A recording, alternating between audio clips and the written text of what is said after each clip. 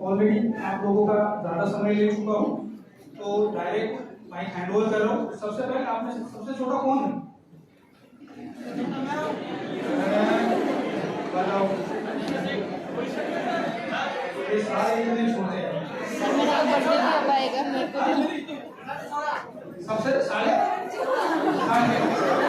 आ जाओ। क्या नाम है आपका?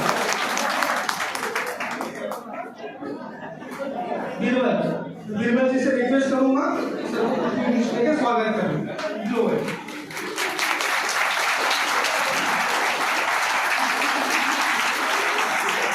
ये 16.5 अभी भी आपका नहीं 16.5 चलो बढ़िया। Over to you Ravi ji, please take care of. Thank you. सबसे पहले तो सभी छात्रों को नमस्कार। दृष्टि आईएएस को 2 कारणों से धन्यवाद कि एक तो इस जर्नी में मेरा उसने साथ दिया और इस मंच पे खड़ा होने योग्य मुझे बनाया, और दूसरा कि फिर से यहाँ पर आकर के आप सबको एड्रेस करने का मुझे अवसर प्रदान किया। आप लोग को पता होगा मेरा नाम रवि राज है और मैं बिहार के नवादा का निवासी हूँ। सिविल सर्विसेज 2024 की परीक्षा में मेरा ऑल इंडिया रैंक 182 आया है और यहाँ पे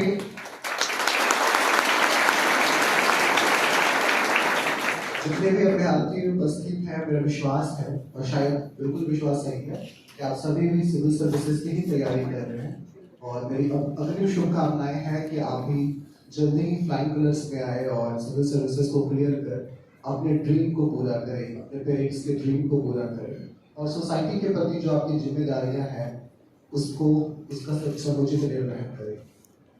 जहाँ तक बात है मेरी इस पूरी जर्नी की, तो इसमें वैसे तो कई लोगों ने बहुत ही अहम भूमिका निभाई है और फिर से मैं उन सबको धन्यवाद देना चाहूँगा जिन्होंने किसी न किसी तरीके से किसी न किसी स्तर पे मेरी जर्नी को, मेरे ड्रीम को पूरा करने में भूमिका निभाई है।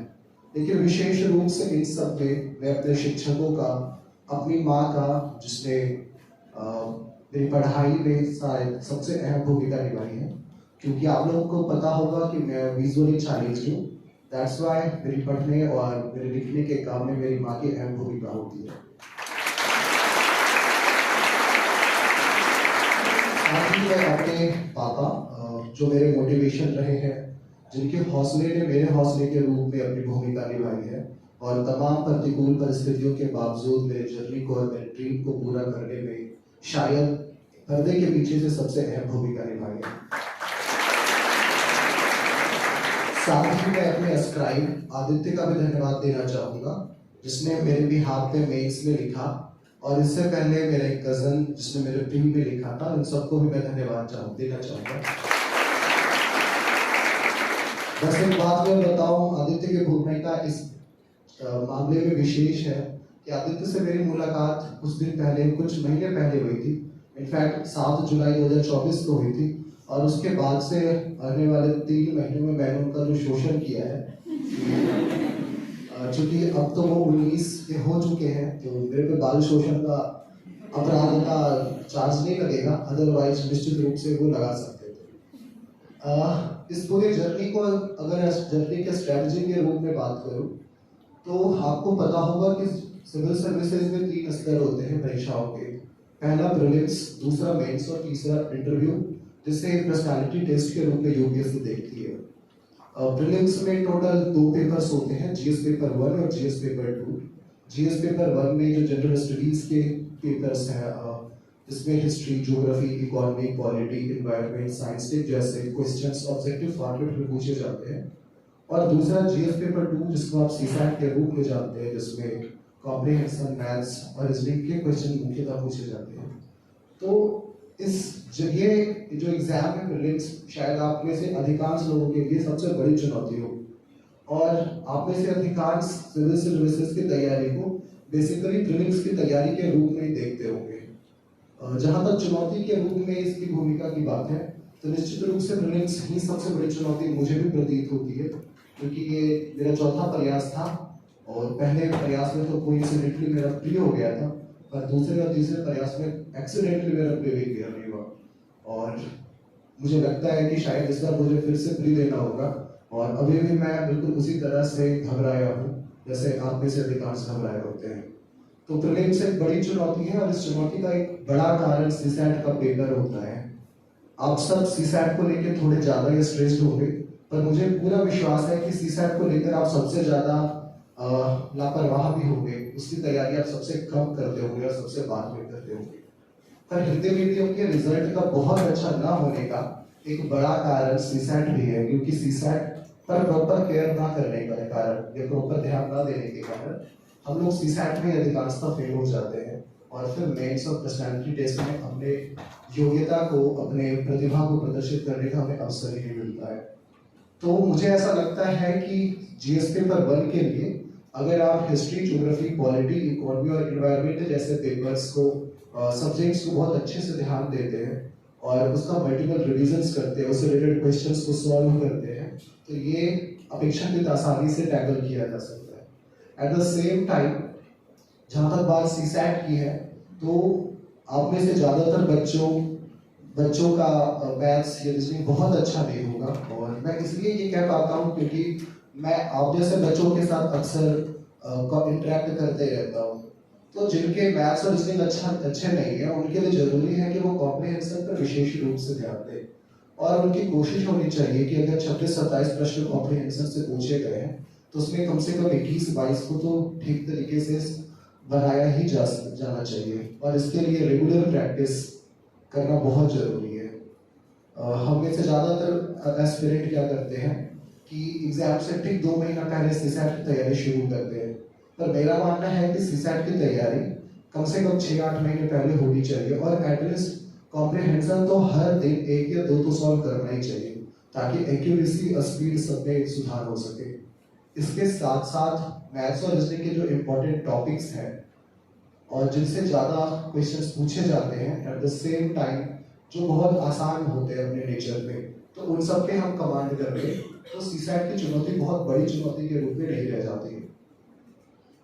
जब प्रीलिम्स हम क्लियर कर लेते हैं तो हमारे पास मेंस का एग्जाम आता है, और इसमें हमें टोटल 4 जीएस के पेपर्स, 2 क्वालिफाइंग जो हिंदी और इंग्लिश जैसे पेपर्स होते हैं, साथ ही निबंध और ऑप्शनल के 2 पेपर्स होते हैं। इसमें जो सबसे बड़ी भूमिका होती है वो आंसर राइटिंग के स्किल्स की।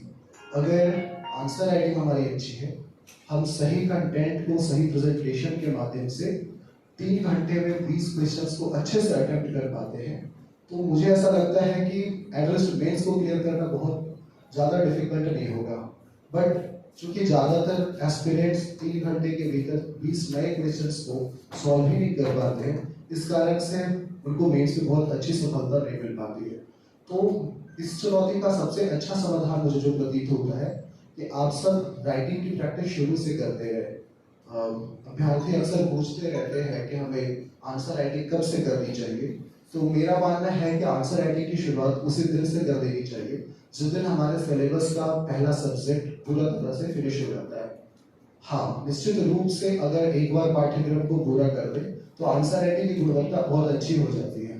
इसके बावजूद सब्जेक्ट जब पूरा हो गया है या कोई चैप्टर पूरा हो गया है, उसके बावजूद आप आंसर राइटिंग करते हैं तो एटलीस्ट आंसर राइटिंग के स्किल्स तो डेवलप होते ही जाते हैं, और फिर प्रीलिम्स के बाद बहुत डेडिकेटेड होकर के आंसर राइटिंग शुरू कर दे। अगर आप 25-30 टेस्ट, और वैसे मैंने तो करीब 50% टेस्ट लिखे थे, तो अगर उतना कर पाते हो तो बहुत ही आसानी से आंसर राइटिंग की जो भूमिका है, आंसर राइटिंग की जो चुनौती है, उसका समाधान कर सकते हो। जहाँ तक बात है इंटरव्यू की, तो पर्सनैलिटी टेस्ट उसका नाम ही है, और इसमें जरूरी है कि हमारी पर्सनैलिटी ब्यूरोक्रेट्स वाली होनी चाहिए, सिविल सर्वेंट वाली होनी चाहिए। सिविल सर्वेंट आप लोगों को शायद सुन करके लगता होगा कि ये क्या है, लोक सेवक। हम लोग सर्वेंट को बहुत निजी निगाहों से देखते हैं, बट सिविल सर्वेंट जो शब्द है वो अपने आप में बताता है कि सर्वेंट बहुत निजी निगाहों से देखे जाने योग्य नहीं है, बल्कि उनकी जो भूमिका है वो अन्य सेवाओं की या अन्य आर्थिक गतिविधियों के अनुरूप ही है। तो सिविल सर्वेंट भी चूंकि सर्वेंट होते हैं, तो बीच में ये बताने का मेरा उद्देश्य था कि हमें सर्वेंट को भी ठीक से ही ट्रीट करना चाहिए। तो पर्सनैलिटी जो कि सिविल सर्वेंट की होनी चाहिए, बात करने का जो तरीका होना चाहिए, बात करने की जो शैली होनी चाहिए, विचारों की स्पष्टता होनी चाहिए, विचारों को क्रमिक रूप से प्रस्तुत करने की जो क्षमता होनी चाहिए, ये सिविल सर्वेंट की एक बहुत बड़ी, सिविल सर्वेंट की पर्सनैलिटी का एक बहुत बड़ा तत्व होता है। और मुझे लगता है आपको उस जर्नी के बिल्कुल शुरुआत से, अर्थात जिस समय आप सिविल सर्विसेज की तैयारी शुरू करते हैं, ठीक उसी समय से अपने पर्सनैलिटी के इन ट्रेड्स पे, इन लक्षणों पर काम करना चाहिए। इस क्रम में आप अपने बातों को रखने के दौरान थोड़ा सतर्क हो सकते हैं, अपने बात करने के तरीके पर थोड़ा सा ध्यान दे सकते हैं, अपने विचारों में संतुलन ला सकते हैं और विचारों के अभिव्यक्ति को बहुत स्पष्ट बना सकते हैं। तो अगर ये सारी चीजें हैं तो पर्सनालिटी टेस्ट भी बहुत ज़्यादा डिफिकल्ट नहीं होगा। तो कुल मिलाकर के ये जो जर्नी है आपको इंटीग्रेटेड अप्रोच के साथ पूरी करनी चाहिए। आपकी तैयारी में प्री, मेंस और इंटरव्यू तीनों का सही संतुलन होना चाहिए, न कि प्रीलिम्स की अलग तैयारी होनी चाहिए और मेंस की अलग तैयारी। बहुत सारे बच्चे प्रीलिम्स को अलग तरीके से देखते हैं और उनकी तैयारी की रणनीति ये होती है कि सबसे पहले हम प्रीलिम्स को तैयार करेंगे, उसको क्लियर करेंगे, उसके बाद फिर मेंस की तैयारी करेंगे। पर सच्चाई ये है कि प्रीलिम्स और मेंस को एकीकृत ढंग से तैयार करना चाहिए, बस प्रैक्टिस अलग अलग होनी चाहिए। और पर्सनैलिटी टेस्ट के लिए, अपने व्यक्तित्व के विकास के लिए हमें शुरू से काम करना चाहिए। और मैं तो ये भी मानता हूँ कि इसमें क्लासरूम्स की अहम भूमिका होती है। तो जो हमारे शिक्षक हैं, आप उनको भी फॉलो कर सकते हैं कि उनकी जो पर्सनैलिटी है, उनके जो अपने बातों को रखने का तरीका है, उनके जो विचारों का संतुलन है, उन सबको आप आत्मसात करें। अगर मैं अपने बारे में बताऊं तो मेरे विचारों या मेरी भाषा पे मुझे ऐसा लगता है कि विकास दुबे कीर्ति सर, शायद आप सब उनसे अवगत ही होंगे, उनकी अहम भूमिका रही है। विकास सर यूट्यूब पे बहुत आसानी से अवेलेबल होते हैं, यूट्यूब पे बहुत सारे उनके वीडियोस होते हैं। तो मैं उनके विचारों को, उनके बात करने की शैली को फॉलो किया करता था और इसका परिणाम ये हुआ कि मुझे ऐसा लगता है कि पिछले कुछ समय के दौरान या कुछ 2-3 वर्षों के दौरान मेरी बात करने की जो शैली है, मेरे जो कम्युनिकेशन स्किल्स है, उसमें काफ़ी सुधार हुआ है। तो आप अपने शिक्षकों को भी फॉलो कर सकते हैं और निश्चित रूप से वे बेस्ट रोल मॉडल तो होते ही हैं। मेरे तरफ से शायद इतने ही थे। आप एक एक करके प्रश्न पूछ सकते हैं और प्रश्नों पर इतना ध्यान रखिएगा कि जो प्रश्न पहले हो चुके हैं या जिनका उत्तर दिया जा चुका है उसको दोबारा रिपीट न करें। इसलिए थोड़ा पिन ऑफ साइलेंस के साथ आप एक दूसरे की बातों को सुने और उसी के अनुरूप आप प्रश्न पूछें।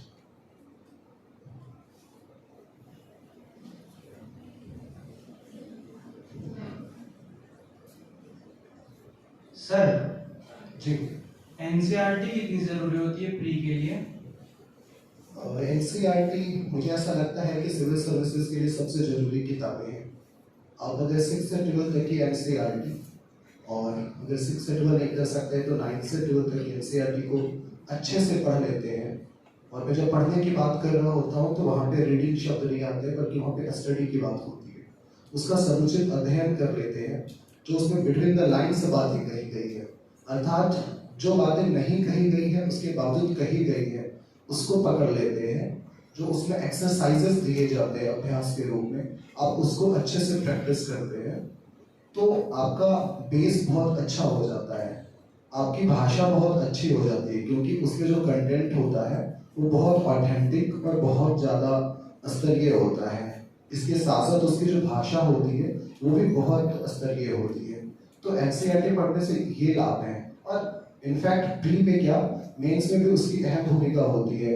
मुझे ऐसा लगता है कि अगर 11th और 12th की एनसीईआरटी को बहुत अच्छे से पढ़ लिया जाए तो विशेष करके जो ज्योग्राफी या हिस्ट्री जैसे पेपर्स है उसमें किसी अन्य किताब की जरूरत भी नहीं होती है। साथ ही क्वालिटी को तैयार करने में आप निश्चित रूप से जो क्लास नोट्स हैं या फिर जो भी आपको हैंड रिटन नोट्स क्लास में मिलते हैं या बहुत सारे जो एस्पिरेंट होते हैं वो लक्ष्मीकांत की किताबें पढ़ते हैं, तो इन सब के को आप बहुत अच्छे से इस्तेमाल कर सकते हैं अगर आप 9th 10th और 11th 12th की पॉलिटी की एनसीईआरटी पढ़ लेते हो। इवन आप इकोनॉमी में भी अगर 9th 10th की इकोनॉमी और 11th में जो इंडिया के इंडिपेंडेंस के बाद इकोनॉमिक डेवलपमेंट की जिस बुक में चर्चा की गई है उसको आप अच्छे से पढ़ लेते हो तो आर्थिक विकास को समझना या अर्थव्यवस्था को समझना आपके लिए आसान हो जाता है। उदाहरण के लिए अगर प्री की बात करूं तो इसी बार प्रीलिम्स में production of factors of production से रिलेटेड एक क्वेश्चन पूछा गया था, जिसकी जानकारी हमें 9th क्लास के इकोनॉमी के चैप्टर 1 में मिल जाती है। तो ये बताता है कि एनसीईआरटी काफ़ी अहम है। और प्रीलिम्स और मेंस दोनों में इसकी भूमिका है। तो किसी भी स्टैंडर्ड बुक को पढ़ने से पहले या फिर क्लास नोट्स और जो भी आपके पास हैंड रिटन नोट्स हैं उन सबको फॉलो करने से पहले आपको एनसीईआरटी पर पर्याप्त कमांड होना ही चाहिए।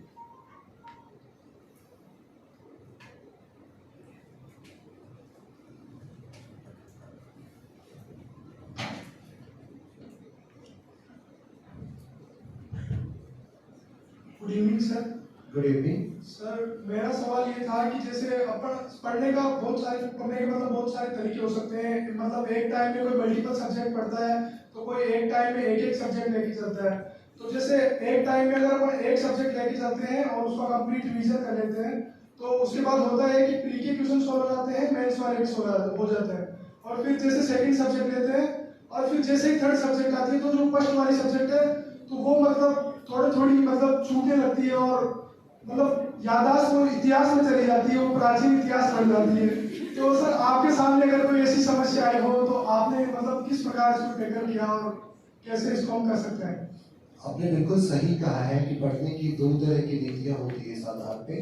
कुछ बच्चे हर दिन 2, 3, 4 सब्जेक्ट्स पढ़ते हैं और जबकि कुछ बच्चे एक बार में एक सब्जेक्ट लेते हैं और उसको पूरा फिनिश करते हैं। मैं दूसरे वाले स्टडी में फॉलो करता हूँ। मैं पहले अगर इतिहास पढ़ रहा हूँ तो सबसे पहले मेरी कोशिश होगी कि इतिहास के उस पूरे पुस्तक को या उस पूरे विषय को पूरा फिनिश करूँ।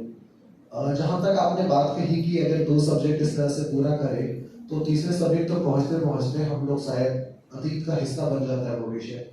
तो इसका जो समाधान मुझे समझ में आता है और जो मैं फॉलो भी किया करता था कि मैं रिवीजन बहुत ज़्यादा करता था। मेरे रिवीजन की रणनीति ये रही थी कि मैं जिस सब्जेक्ट को पढ़ रहा हूँ आज उसे मैं कल रिवाइज करूँगा, फिर 1 सप्ताह के बाद रिवाइज करूँगा, फिर 1 महीने के बाद रिवाइज करूँगा, फिर 4-5 महीने के बाद रिवाइज करूँगा और एग्जाम से पहले तो ऑब्वियसली रिवीजन होता ही है। तो आपको मल्टीपल टाइम्स रिवाइज करना चाहिए। अक्सर मैंने बच्चों में देखा है कि वो रिवीजन को स्किप कर देते हैं, बस नए पढ़ते जाते हैं।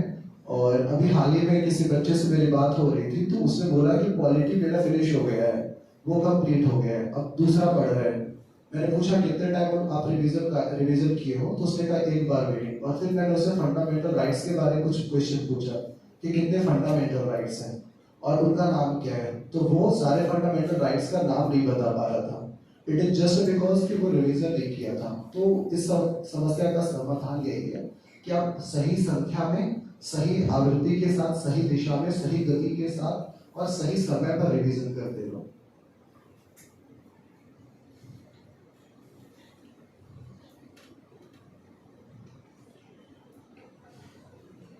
First of all, thank you so much, sir. I am very glad to meet you. मतलब जब से मुझे पता चला है कि आप ना टॉप पे है तो मेरे जितने भी बहाने हैं सब पे एक बेंचमार्क लग गया कि स्टॉप तुम बहाने मत करो और काम करो अपनी जो कमियां हैं उनको देखकर। तो thank you so much sir. मेरा क्वेश्चन ये है कि सर कंसोलिडेशन कैसे करें? जैसे आपको जैसे एक ही पेपर में 4 अलग अलग सब्जेक्ट्स है और उसमें भी इंटरलिंकेड करके आपको आंसर लिखना है, तो बहुत बार ऐसा होता नहीं कि यार ये तो यहाँ पढ़ा ये यहाँ पढ़ा, तो वो कनेक्ट करने में प्रॉब्लम आती है। तो उस चीज का सॉल्यूशन कैसे करें? इसके लिए जरूरी ये है कि आप सारे सब्जेक्ट्स को इंटरडिसिप्लिनरी अप्रोच के साथ पढ़ो। अर्थात अगर आप हिस्ट्री पढ़ रहे हो तो हिस्ट्री को सिर्फ एक इतिहास के रूप में मत देखो, बल्कि हिस्ट्री को आप ज्योग्राफी से भी कनेक्ट करके देखो, पॉलिटी से भी कनेक्ट करके देखो, इकोनॉमी से कनेक्ट करके देख सकते हो, इवन इसको करंट अफेयर और सोसाइटी से कनेक्ट करके देख सकते हो। 2023 में शायद एक प्रश्न भी आया था कि इतिहास भूगोल को कैसे प्रभावित करता है या भूगोल इतिहास को कैसे करता है। I am exactly not able to recall the question, लेकिन इस तरह का प्रश्न पूछा गया था। तो ये कहीं ना कहीं बता रहा है कि आपको एक सब्जेक्ट को दूसरे सब्जेक्ट से कनेक्ट करके देखना चाहिए। अगर मैं एक एग्जाम्पल के थ्रू इसको एलाबोरेट करूँ तो इतिहास भूगोल को कैसे प्रभावित करता है या भूगोल इतिहास को कैसे करता है, तो आप ये देखते होंगे कि प्राचीन काल में जितनी सभ्यताएं भारत में हुई है वो पश्चिम से पूर्व की ओर हुई है, विकसित हुई है। इसका एक बड़ा कारण ये था कि प्राचीन काल में जब हमारे उपकरण बहुत अच्छे नहीं थे तो पश्चिम में उतने घने जंगल नहीं थे।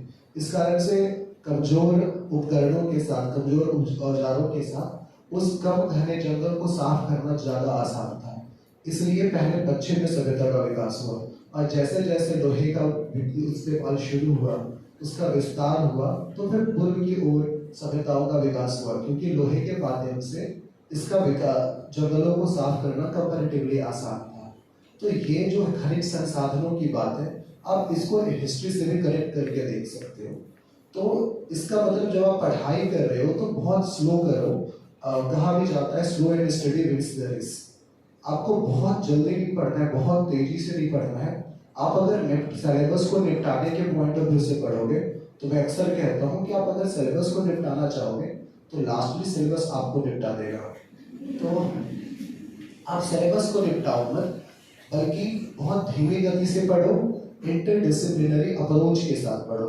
ये बहुत जरूरी है। मैं इस पर थोड़ा सा ज़्यादा समय लेना चाहूँगा, क्योंकि आप में से अधिकांश बच्चों की ये बहुत गंभीर समस्या है और सफलता का ये एक बहुत बड़ा हिस्सा भी है। आप अगर करंट अफेयर की बात करो तो अभी बहुत ज़्यादा कास्ट सिस्टम इन इंडिया की बात होती है, लेकिन कास्ट सिस्टम को अगर समझना है तो आपको इसके कारणों को समझना होगा, और जब आप कारणों की बात करते हो तो कहीं ना कहीं इतिहास में जाना होगा। तो ऐसे में अगर आप एक सब्जेक्ट को दूसरे सब्जेक्ट से कनेक्ट करके पढ़ रहे हो तो आंसर राइटिंग में वो स्वाभाविक रूप से अभिव्यक्त होने लगता है। दूसरी बात ये है कि जब आप पढ़ो तो मल्टीपल टैक्स रिवीजन के लिए भी तैयार हो। जैसा कि कुछ समय पहले भी मैंने कहा था कि हर कुछ समय के बाद रेगुलर इंटरवल ऑफ टाइम पे आप अपने कंटेंट को रिवाइज करो। आप ये सोच के रखो कि मैं आगे नहीं बढ़ूंगा, बट पिछले समय में जो मैंने पढ़ा है उसको रिवाइज जरूर करूंगा, उसे मैं भूल नहीं सकता। तो इससे चीजें अपेक्षाकृत आसान हो जाएगी। और सर भाषा पर कैसे अपनी पकड़ मजबूत करें? भाषा पे पकड़ मजबूत करने का ये 2-3 तरीका हो सकता है। एक तो आप अच्छे बुक्स को पढ़ो, अच्छे पॉडकास्ट को देखो, अच्छे यूट्यूब पे कंटेंट जो है जिसकी भाषा अच्छी होती है। मतलब मैं तो विकास दुबे सर को देखा करता था, मैं बिल्कुल उनका एंडोर्समेंट नहीं कर रहा हूँ, बट ये फैक्ट है कि उनकी जो भाषा है बहुत शानदार भाषा है। पहले मैं इस पे थोड़ा सा फोकस करना चाहूँगा, क्योंकि भाषा के बिना आपके लिए मेंस और इंटरव्यू दोनों को क्लियर करना बहुत डिफिकल्ट है। तो आप अच्छे वीडियोस को यूट्यूब पर देखो, एट द सेम टाइम आप बुक्स को पढ़ो। देखो नोट्स को पढ़ना तो एक अहम बात है ही, लेकिन इसके साथ साथ जो स्टैंडर्ड टेक्स्ट बुक्स हैं यूपीएससी से अलग है। कुछ उपन्यास को पढ़ सकते हो, क्योंकि आप में से अधिकांश का जो ऑप्शनल होगा वो निश्चित रूप से हिंदी होगा। तो ऐसे स्थिति में आप हिंदी के उपन्यास जो आपके पाठ्यक्रम में उसी को पढ़ो, पर ध्यान से पढ़ो। इस सोच के साथ पढ़ो कि मुझे सिलेबस पूरा करने के साथ साथ अपने भाषा को भी निखारना है। तो इससे भाषा पे काफी प्रभाव पड़ता है। दूसरी बात ये है कि आप जब भी बातें करो तो थोड़ा सा सोच करके बात करो। ये सोचो कि आप जो बोलने जा रहे हो क्या वो सही है, व्याकरण की दृष्टि से, उच्चारण की दृष्टि से, शब्द संरचना के शब्द के चयन की दृष्टि से। तो जब आप 2-3 महीने सोच करके बात करोगे तो फिर भाषा अपने आप निखरते जाएगी, और उसका परिणाम फिर आपको मेंस के आंसर राइटिंग में भी देखने को मिलेगा। एट द सेम टाइम आपको पर्सनालिटी टेस्ट, जिसको आप इंटरव्यू के रूप में देखते हैं, उसमें भी देखने को मिलेगा।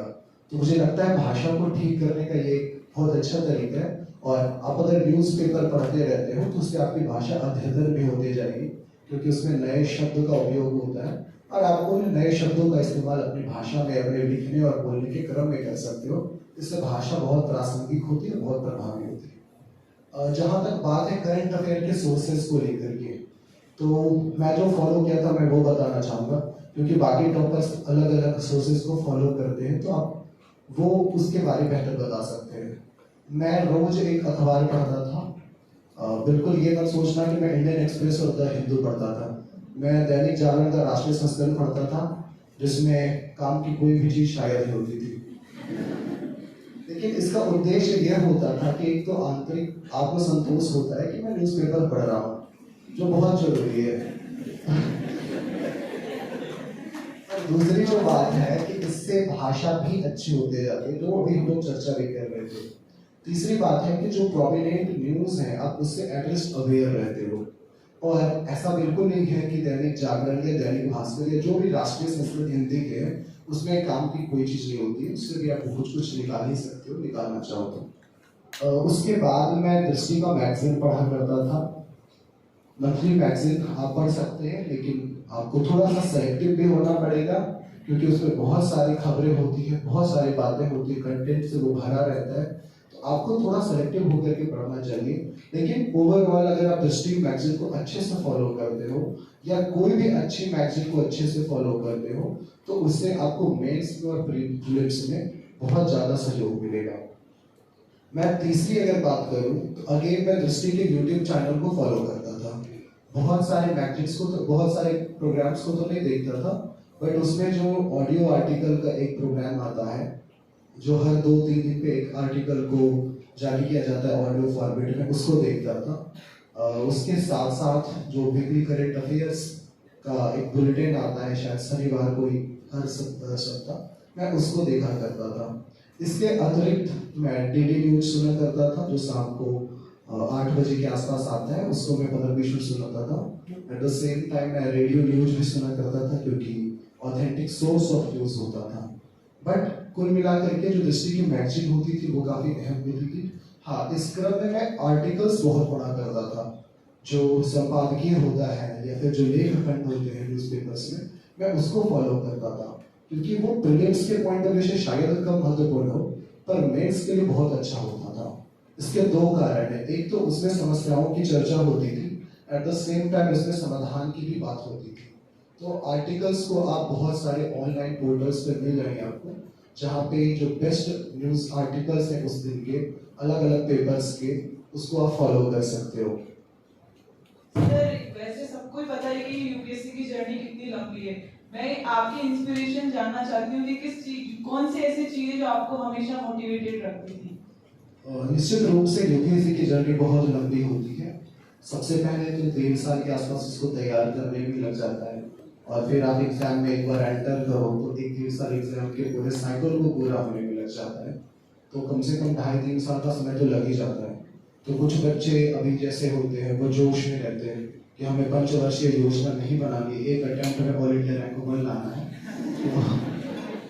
तो उनको भी कम से कम 2.5 से 3 साल तो लग ही जाता है।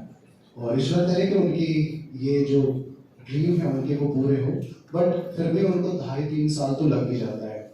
अपने मोटिवेशन की बात करूँ तो जैसा कि आपको पता है कि मेरा चौथा प्रयास था, तो मैंने बताया कि पहले प्रयास में मेरा प्रीलिम्स क्लियर हो गया था। तो ये कोइंसिडेंटली क्लियर हुआ था, क्योंकि मुझे पूरा विश्वास था कि प्रीलिम्स और उसमें भी यूपीएससी एटलीस्ट मेरे से तो नहीं हो सकता है। पर ये मेरे अंदर मोटिवेशन था कि आज अगर मेरे से नहीं हो सकता है तो नेक्स्ट अटेम्प्ट में मेरे से हो सकता है। फिर मैंने प्रीलिम्स 2022 का दिया, उसमें मेरा सीसेट कुछ मार्क्स से रह गया, पर जीएस पेपर 1 में मेरे बहुत अच्छे मार्क्स थे। तो मुझे ये पता था कि मैं बेटर कर सकता हूँ, थोड़ा सा मुझे सुधारने की जरूरत है। तीसरे साल 2023 में तो आपको पता है सीसेट कैट वाले बच्चों को भी निपटा गया, तो मेरे 64-65 मार्क्स के आसपास कुछ थे, बीच में उसका कुछ था, तो 1 मार्क से मैं रह गया। और जीएस पेपर 1 में अगेन बहुत अच्छे मार्क्स थे, तो मुझे लगा कि अच्छा कुछ तो किया जा सकता है, तो मेरे अंदर ये कैपेबिलिटीज हैं। तो फिर मैंने सीसेट को तैयार ना करके कैट की तैयारी शुरू कर दी। मैं बहुत मजाक नहीं कर रहा हूँ, सच बता रहा हूँ कि मैंने बहुत अच्छे से मैथ्स और रीजनिंग को पढ़ा, और इस बार मैं इस मूड में था कि यूपीएससी में तो आईआईएम ले लेना है। और उसका परिणाम ये हुआ कि 2024 में जो सीसेट का पेपर आया, उसमें मैंने 50 क्वेश्चंस टच किए थे, बनाए थे मैथ्स और रीजनिंग के 52-53 में से, और करीब 45 सही हुए, और समय से पहले भी मैंने बनाया। तो इस मुद्रा में जो मैं था कि सिविल सर्विसेज नहीं तो आईआईएम, और शायद उसकी जरूरत नहीं पड़ी। तो ये मेरे मोटिवेशन का एक तरीका था कि मुझे अपने कैपेबिलिटीज पे विश्वास था। दूसरी बात ये है कि मेरे पास दूसरे ऑप्शंस बहुत सीमित थे।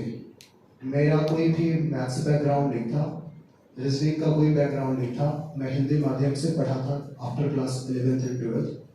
तो बैंकिंग, एसएससी जैसे जो एग्जाम्स हैं वहाँ मैं सहज नहीं था। इनफैक्ट 10th के बाद से मैंने मैथ्स शुरू में बिल्कुल टच भी नहीं किया था, और 10th के बाद से मेरे ह्यूमैनिटीज लेने का और आगे चल के सिविल सर्विसेज को चुनने का एक बड़ा रीजन ये था कि यहाँ पे मेरे को मैथ्स से मुक्ति मिल जाएगी। और फिर सीसेट के रूप में आया, और बाकी आपको पता इतिहास का हिस्सा है। तो ये एक बड़ा रीजन था कि मैं कुछ और नहीं कर सकता था। फिर क्योंकि मैंने इंजीनियरिंग करी नहीं थी कि मुझे 20-25 हज़ार या 20-25 लाख के पैकेज मिल जाएंगे किसी कंपनी में। फिर मेडिकल ऐसा कुछ हो नहीं सकता। हाउएवर मैं आयुर्वेद का ठीक से इंफॉर्मेशन रखता हूँ, पर आप सबको पता है कि आयुर्वेद की डिमांड कितनी है, तो उससे रोजी रोटी चलता नहीं। तो कुल मिला के मेरे पास ऑप्शंस नहीं थे। तो पहले मैंने सिविल सर्विसेज की तैयारी यूपीएससी के लिए शुरू की थी, पर सिविल सर्विसेज की तैयारी के दौरान मैंने ये पाया कि इसके साथ साथ बीपीएससी, क्योंकि मैं बिहार से हूँ, तो वहाँ के एग्जाम्स को भी अटेम्प्ट किया जा सकता है। और फिर मैंने वहाँ भी दिया तो 69 तो बीपीएससी मेरा चयन रेवेन्यू ऑफिसर के पोस्ट में कुछ समय पहले ही हो गया था। तो मेरे अंदर एटलीस्ट ये उत्साह था कि यहाँ अगर मैं कुछ कर सकता हूँ तो वहाँ भी कुछ कर सकता हूँ, और शायद इसी उत्साह, इसी जोश, इसी जज्बे का ये परिणाम था कि मैं आज आप सबके सामने हूँ। Thank you so much sir. Hello sir. Sir, अपनी जो सोसाइटी है, जो इंडियन सोसाइटी, इसमें क्या है कि जो विजुअली जो चैलेंज जो बच्चे हैं उनको या तो वो बोझ समझते हैं, परिवार वाले भी यहाँ तक ही समझते हैं। जैसे मेरे पड़ोस में 2 बच्चे हैं, लेकिन अभी जब जो यूपीएससी का जो रिजल्ट आया, तब मैं गांव में भी था, तो मैंने जब वो उनके परिवार वाले अक्सर ये कहते रहते हैं कि भगवान ने पता नहीं क्या कर दिया, ऐसे बच्चे थे, ये वो चाहिए इनके लिए, 2-4 लोग तो ऐसे चाहिए कि इनको काम करवाने के लिए, इधर उधर ले जाने के लिए। तो जब मैंने उनका आपका रिजल्ट दिखाया तो उन बच्चों का इतना वो मोटिवेशन मिला है कि उनकी पढ़ाई भी घर पे ही शुरू हो गई है। तो एक तो उन 2 भैया ने आपके लिए थैंक यू भेजा है प्रोफेशनल मारवाड़ गांव से। तो मेरा सवाल इसमें ये है कि एक तो हम समाज की इस मानसिकता को कैसे बदल सकते हैं, दूसरा ये कि वो बच्चे जो विजुअली चैलेंज्ड है, चाहे डिसऑर्डर है किसी प्रकार से, चाहे वो मेंटल हो, फिजिकल हो, तो वो बच्चे खुद के स्तर पर खुद को कैसे बेहतर करे कि वो कुछ अच्छा करे, कि वो भी मोटिवेशन का, प्रेरणा का स्रोत बन सके समाज में। कुछ तो लोग कहेंगे लोगों का काम है कहना, छोड़ो इधर उधर की बातें, कहीं बीत न जाए रहना। तो लोगों की बातों पे बहुत ज्यादा ध्यान देने की जरूरत नहीं है। आपकी जो अपनी कैपेबिलिटीज हैं उस पे आपको फोकस्ड रहना चाहिए, उस पे आपको विश्वास रखना चाहिए। निश्चित रूप से सोसाइटी की जो मानसिकता है वो बहुत अनुकूल नहीं है। उनको डिसेबल्ड के रूप में देखा जाता है, निःशक्त के रूप में या तथाकथित विकलांग के रूप में देखा जाता है। हालांकि ये शब्द बोलते हुए मुझे बहुत अजीब लगता है, लेकिन इसी रूप में देखा जाता है। लेकिन मुझे ऐसा लगता है कि ये शायद स्पेशली एबल्ड होते हैं या डिफरेंटली एबल्ड होते हैं। जब मैं स्पेशली एबल्ड कहता हूँ तो इसका आशय इस बात से है कि उनमें कुछ स्पेशल एबिलिटीज होती हैं, कुछ विशेष योग्यताएं होती हैं। उदाहरण के लिए आप इसी वर्ष की जो सिविल सेवा परीक्षा है उसमें जो ऑल इंडिया रैंक 91 है, मनु गर्ग, उन्होंने 91 स्थान हासिल किया है, जबकि बहुत सारे जो शारीरिक, आर्थिक और मानसिक रूप से सशक्त लोग उनसे बहुत पीछे हैं। तो उनके अंदर ये विशेष योग्यताएं थी, इसी कारण से वो सफल हुए हैं। कुछ लोग उनको डिफरेंटली एबल कहते हैं। इसका कारण ये है कि जो विजुअली चैलेंज्ड या किसी भी तरीके से चैलेंज्ड हैं, उनके पास काम करने की पूरी शक्ति होती है और वो अपना काम करते भी हैं। बस अंतर सामान्य लोगों से ये होता है कि जो सो कॉल्ड सामान्य लोग हैं वो काम अपना किसी अन्य तरीके से करते हैं, जबकि चैलेंज उसी काम को दूसरे तरीके से करते हैं। आपने समाधान के विषय में भी कुछ पूछा था, तो इसी तरह में मैं आपको बताऊं कि आज असिस्टेंट टूल्स का दौर है, आर्टिफिशियल इंटेलिजेंस का दौर है और आप इन टेक्नोलॉजी का इस्तेमाल करके काफी हद तक सेल्फ रिलायंट बन सकते हैं। तो मैं ये बिल्कुल नहीं कहूँगा कि किसी की जरूरत नहीं होती है, लेकिन जो जरूरतें हैं उसको कम किया जा सकता है।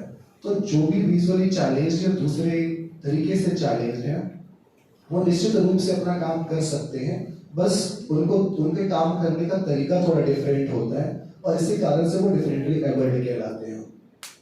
जहाँ तक बात सोसाइटी की है तो अगेन सोसाइटी के मन स्थिति को बदलने में थोड़ा सा समय लगेगा और मैं बहुत बहुत धन्यवाद देना चाहूँगा केंद्र सरकार के साथ साथ विभिन्न राज्य सरकारों को, जिन्होंने जो भी चैलेंज्ड लोगों थे, मार्जिनलाइज्ड सेक्शन ऑफ सोसाइटी के लोग थे, उन सब के लिए बहुत काम किया है और एक्सेसिबल इंडिया जैसे कैंपेन की शुरुआत की, जो पर्सन विद डिसेबिलिटी के लिए जो लॉ है वो बनाया। तो इन सब कारणों से आज समाज में बहुत ज्यादा सकारात्मक परिवर्तन हो रहा है। हालांकि आज भी परिवर्तन की और भी परिवर्तन की जरूरत है, पर इस क्रम में कुछ बातें जो अहम है कि जो पेरेंट्स होते हैं शायद उन पर उनके बच्चे बोझ नहीं होते हैं, और पेरेंट्स आमतौर पे अहम भूमिका निभाते हैं उस बच्चे के पालन पोषण में या फिर उन बच्चों की प्रगति पे। उदाहरण के लिए मैं अगर अपनी बात करूं तो मेरे पेरेंट्स से मुझे ये फील नहीं होने दिया कि मुझे शारीरिक रूप से कोई समस्या है। मेरी माँ हमेशा मेरे साथ शाये की तरह होती और पढ़ने से लेकर के लिखने सब में उसकी अहम भूमिका होती। अगर मैं अपनी पढ़ाई की बात करूं तो मेरी माँ मेरे भी हाथ पे पढ़ती थी और उसी के हिसाब से अगर मैं कुछ बोलता तो मेरी माँ लिखती थी। तो जो पेरेंट्स होते हैं उनकी अहम भूमिका होती है। तो अगर पेरेंट्स, फैमिली मेंबर्स और वेल विशर्स जो भी हैं वो ऐसे बच्चों की सहायता करें तो निश्चित रूप से बहुत सारे परिवर्तन हो सकते हैं। और जहाँ तक बात है फिर से समाज की, तो उस पर बहुत ध्यान नहीं देना चाहिए, आपको अपना काम करते रहना चाहिए। जी धन्यवाद सर। सर एक सवाल और है ये कि सिविल सर्विसेज की तैयारी में एक तो हम निरंतरता नहीं रख पाते कंटिन्यूटी के साथ। 30 दिन तो वैसे कोई भी नहीं पढ़ पाता। विकास सर तो यहाँ तक कहते हैं कि जो पढ़ पाते हैं उसको मनोवैज्ञानिक को बताने की जरूरत है कि क्यों पढ़ पा रहा है 30 दिन, ऐसे ये तो नॉर्मल नहीं है। तो एक हम जैसे हम 4-5 दिन लगातार कंटिन्यू पढ़ते हैं तो ये मोटिवेशन रहता है, ये आत्मविश्वास भी बना रहता है कि हाँ कर लेंगे, हो जाएगा। लेकिन जैसे ही 2 दिन कंटिन्यू नहीं पढ़ाई हो पाती तो ऐसा सेल्फ डाउट बनने लगता है कि ऐसे कैसे आईएएस बनेगा, मतलब कि टाइम टेबल फॉलो नहीं कर पा रहा प्रॉपर। इस पे थोड़ा सा बता दीजिए कंटिन्यूटी। निश्चित रूप से कंसिस्टेंसी जिसको आप कंटिन्यूटी कह रहे हैं वो बहुत अहम है इसको पूरी की पूरी जर्नी में और सिविल सर्विसेज को क्लियर करने में। और ये भी सही है कि आप 30 दिन लगातार नहीं पढ़ सकते हो, क्योंकि मुझे ऐसा लगता है पढ़ाई बिल्कुल भी इतनी रुचिकर नहीं होती है कि आप लगातार पढ़ते रहो और उसी जोश और जज्बे के साथ। सो अगर जैसा सर कहते हैं कि अगर 30 दिन लगातार पढ़ रहे हो तो मैं तो ये कहूँगा कि मैं भी लो किसी डॉक्टर के साथ, डॉक्टर से। पर ये हो सकता है कि आप 5-6 दिन लगातार पढ़ो और 1 दिन थोड़ी छुट्टी ले लो। बट वो छुट्टी ऐसी नहीं होनी चाहिए कि सुबह से लेकर रात तक आप छुट्टी मना रहे हो। थोड़ा सा उस समय पढ़ते रहो, ठीक है, बाकी के दिन आप 8 घंटा पढ़ रहे हो, उस दिन 2 ही घंटा पढ़ो, बट वो पढ़ो।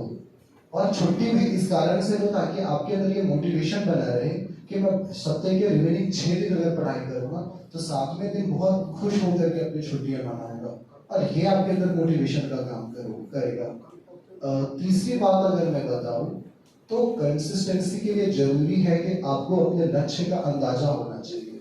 आपको पता होना चाहिए कि आप क्या करना चाहते हैं, इसके साथ साथ क्यों करना चाहते हो। अगर आपको ये क्लियर नहीं है कि क्यों करना है तो जो बहुत मंद आंच पे आपके अंदर आपकी इच्छाएं धड़कते रहती है शायद वो बहुत जल्दी बुझ जाएगी। तो आपको पता होना चाहिए कि आप क्यों करना चाहते हो, सिविल सर्विसेज को क्यों क्लियर करना चाहते हो। शायद यही एक बड़ा कारण है कि बहुत सारे बच्चे ऐसे एस्पिरेंट सक्सेसफुल होते हैं सिविल सर्विसेज में जो बहुत ही सामान्य पृष्ठभूमि से आते हैं, जिनकी जिंदगी बहुत ज्यादा संघर्षों से भरी होती है, क्योंकि उनको ये पता होता है कि उन्हें अपने संघर्षों को सब दूर करना है, उनको खुद को अपलिफ्ट करना है। तो आप अपने क्या और क्यों को याद बीच बीच में करते रहो। एट द सेम टाइम हर दिन थोड़ी अपनी हॉबी को परस्यू करो। अगर आपको दोस्तों के साथ बातें करना पसंद है तो हर दिन आधे 1 घंटा बात करो। उस समय आप पढ़ाई की बात कर सकते हो, लड़ाई की बात कर सकते हो, और पाकिस्तान या जिस भी मुद्दे पे आपको चर्चा करना है, कश्मीर इशू पे चर्चा करना है, भारत बांग्लादेश संबंध की चर्चा करना है, उस विषय पर भी आप चर्चा कर सकते हो। बिल्कुल निश्चिंत होगी। उसी तरह से अगर आपको गाने सुनने का पसंद शौक है तो आप हर दिन गाना सुनो ताकि आप बहुत फ्रेश फील कर सको। और छोटे छोटे टारगेट्स बनाओ, बहुत व्यवहारिक टारगेट्स बनाओ और उन टारगेट को फुलफिल करने की कोशिश करो। और अगर किसी कारण से वो टारगेट फुलफिल नहीं हो रहा है तो आप फिर इस बात की कोशिश करो, ये सोचो कि ये क्यों फिल नहीं हो रहा है, और फिर उसी के अनुरूप अपने स्ट्रेटजी में आवश्यक परिवर्तन करो। Hello sir, good evening. Good evening sir, मेरा प्रश्न ये है कि एक अच्छे ऑप्शनल का चयन कैसे करें जिससे मैथ्स एग्जामिनेशन में अच्छे अंक प्राप्त कर सके। और सर हमेशा मैं ये वो में फंसा रहता हूँ कि कभी कभार जियोग्राफी ले लेता हूँ, कभी कभार हिंदी लिटरेचर लेता हूँ, मैं डिसाइड नहीं कर पाता कि ऑप्शनल सब्जेक्ट कौन सी लेनी है। देखो, ऑप्शनल के चयन के बहुत सारे आधार हैं। कुछ लोगों के लिए एक प्रमुख आधार ये है कि मेरी रुचि किस विषय में है। कुछ लोगों के लिए आधार ये होता है कि मेरी पृष्ठभूमि किस विषय की है, कुछ लोगों के लिए ये आधार होता है कि कौन से रिसोर्सेज, किस विषय के रिसोर्सेज बेस्ट अवेलेबल है। और मुझे ऐसा लगता है कि हमारा सबसे अच्छा आधार ये होना चाहिए कि किस विषय में सबसे अच्छा मार्क्स मिल रहा है। और हिंदी साहित्य और हिस्ट्री, हिंदी माध्यम में दो ऐसे वैकल्पिक विषय हैं जिनमें आमतौर पे मार्क्स अच्छे मिल जाते हैं। बट मैं ये बिल्कुल नहीं कहूँगा कि आप इन दोनों में से ही किसी एक वैकल्पिक विषय को चुनो, किसी तीसरे को चुन सकते हो अगर आप उसमें बहुत अच्छा हो और आपको बिल्कुल दिल से विश्वास हो कि आप इसमें बहुत अच्छा कर सकते हो। लेकिन हमारा कोई भी डिसीजन भावनाओं पर आधारित नहीं होना चाहिए, डेटा, फैक्ट, फिगर के आधार पर होना चाहिए। और अभी भी फिर से मुझे ऐसा लगता है कि हिस्ट्री और हिंदी दो महत्वपूर्ण विषय हैं। इसके बाद आप PSIR, ज्योग्राफी जैसे विषयों को चुन सकते हैं। धन्यवाद सर।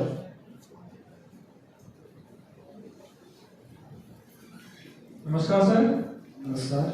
सबसे पहले आपको बहुत बहुत बधाई इस लेसन के लिए। धन्यवाद। सर मेरा प्रश्न ये है कि इस साल हम प्रीलिम्स की परीक्षा देने जा रहे हैं और 27 दिन बचे हैं जैसा कि आपको पता है। अब इन बचे 27 दिन में किस प्रकार की रणनीति अपनानी चाहिए, रिवीजन और टेस्टों का अनुपात क्या रहना चाहिए, रस पे प्रकाश डाल दीजिए सर। सबसे पहली जो रणनीति की बात है तो आपको सबसे ज्यादा रिवीजन पर ध्यान देना चाहिए और उसमें भी जो की कंपोनेंट्स हैं, जो 4-5 important pillars of GS paper 1 है, history, geography, polity, economy, environment, इन सब पे आपको विशेष रूप से ध्यान देना चाहिए और मल्टीपल रिवीजन्स करने चाहिए। इसमें आप अपने शॉर्ट नोट्स का भी इस्तेमाल कर सकते हो। अगर आपने अभी तक 20 के आसपास टेस्ट लगा लिया है तो मैं आपको बता सकता हूँ कि आप बहुत ज़्यादा टेस्ट पे ध्यान मत दो। आने वाले 25-30 दिनों के भीतर अब 5-7 टेस्ट और लगाओ और बाकी टाइम में आप रिवीजन कर सकते हो। बट अगर आपने टेस्ट बहुत ज़्यादा नहीं लगाया है तो फिर टेस्ट के प्रति भी आपको ध्यान देना होगा। GS पेपर 2 की बात अगर करें तो अभी भी हमारे पास या आपके पास पर्याप्त समय है, आप कॉम्प्रिहेंशन पे थोड़ा ध्यान दे सकते हो और अपनी पेपर 2 की चुनौतियों को दूर कर सकते हो। But at the same time आपको मैथ्स और हिस्ट्री के जो इम्पोर्टेंट टॉपिक्स है, उदाहरण के लिए जो नंबर सिस्टम का टॉपिक है, परमुटेशन एंड कॉम्बिनेशन हो गया या फिर परसेंटेज हो गया या अरिथमेटिक रीजनिंग के जो क्वेश्चंस होते हैं या क्लॉक, कैलेंडर, ब्लड रिलेशन, इन सब पे ध्यान देना चाहिए। और अभी क्योंकि 25-27 दिन है तो आप इसमें काफ़ी ज़्यादा कर सकते हैं। बट जरूरी ये है कि आप किसी नए टॉपिक को अब मत पढ़ो, विशेष करके GS पेपर 1 के लिए जो आपने पहले से पढ़ लिया है उसी को बार बार रिवाइज करो, कंसोलिडेट करने की कोशिश करो और बाकी एंजॉय करो। और बाकी सर अभी हमें टेस्ट लगा लेने चाहिए आगे इन दिनों में भी। अगर 20 के आसपास आपने टेस्ट लगा लिया है तो अब आप टेस्ट पर बहुत ज़्यादा रिलाई मत करो, 4-5 और टेस्ट बीच बीच में लगा लो, सप्ताह में 1 या 2। और अगर आपने बहुत कम टेस्ट अभी तक लगाया है तो फिर आपको टेस्ट लगाना चाहिए। तो ये आपकी व्यक्तिगत परिस्थिति क्या है या बाकी बच्चों की स्थिति क्या है उस पर निर्भर करता है।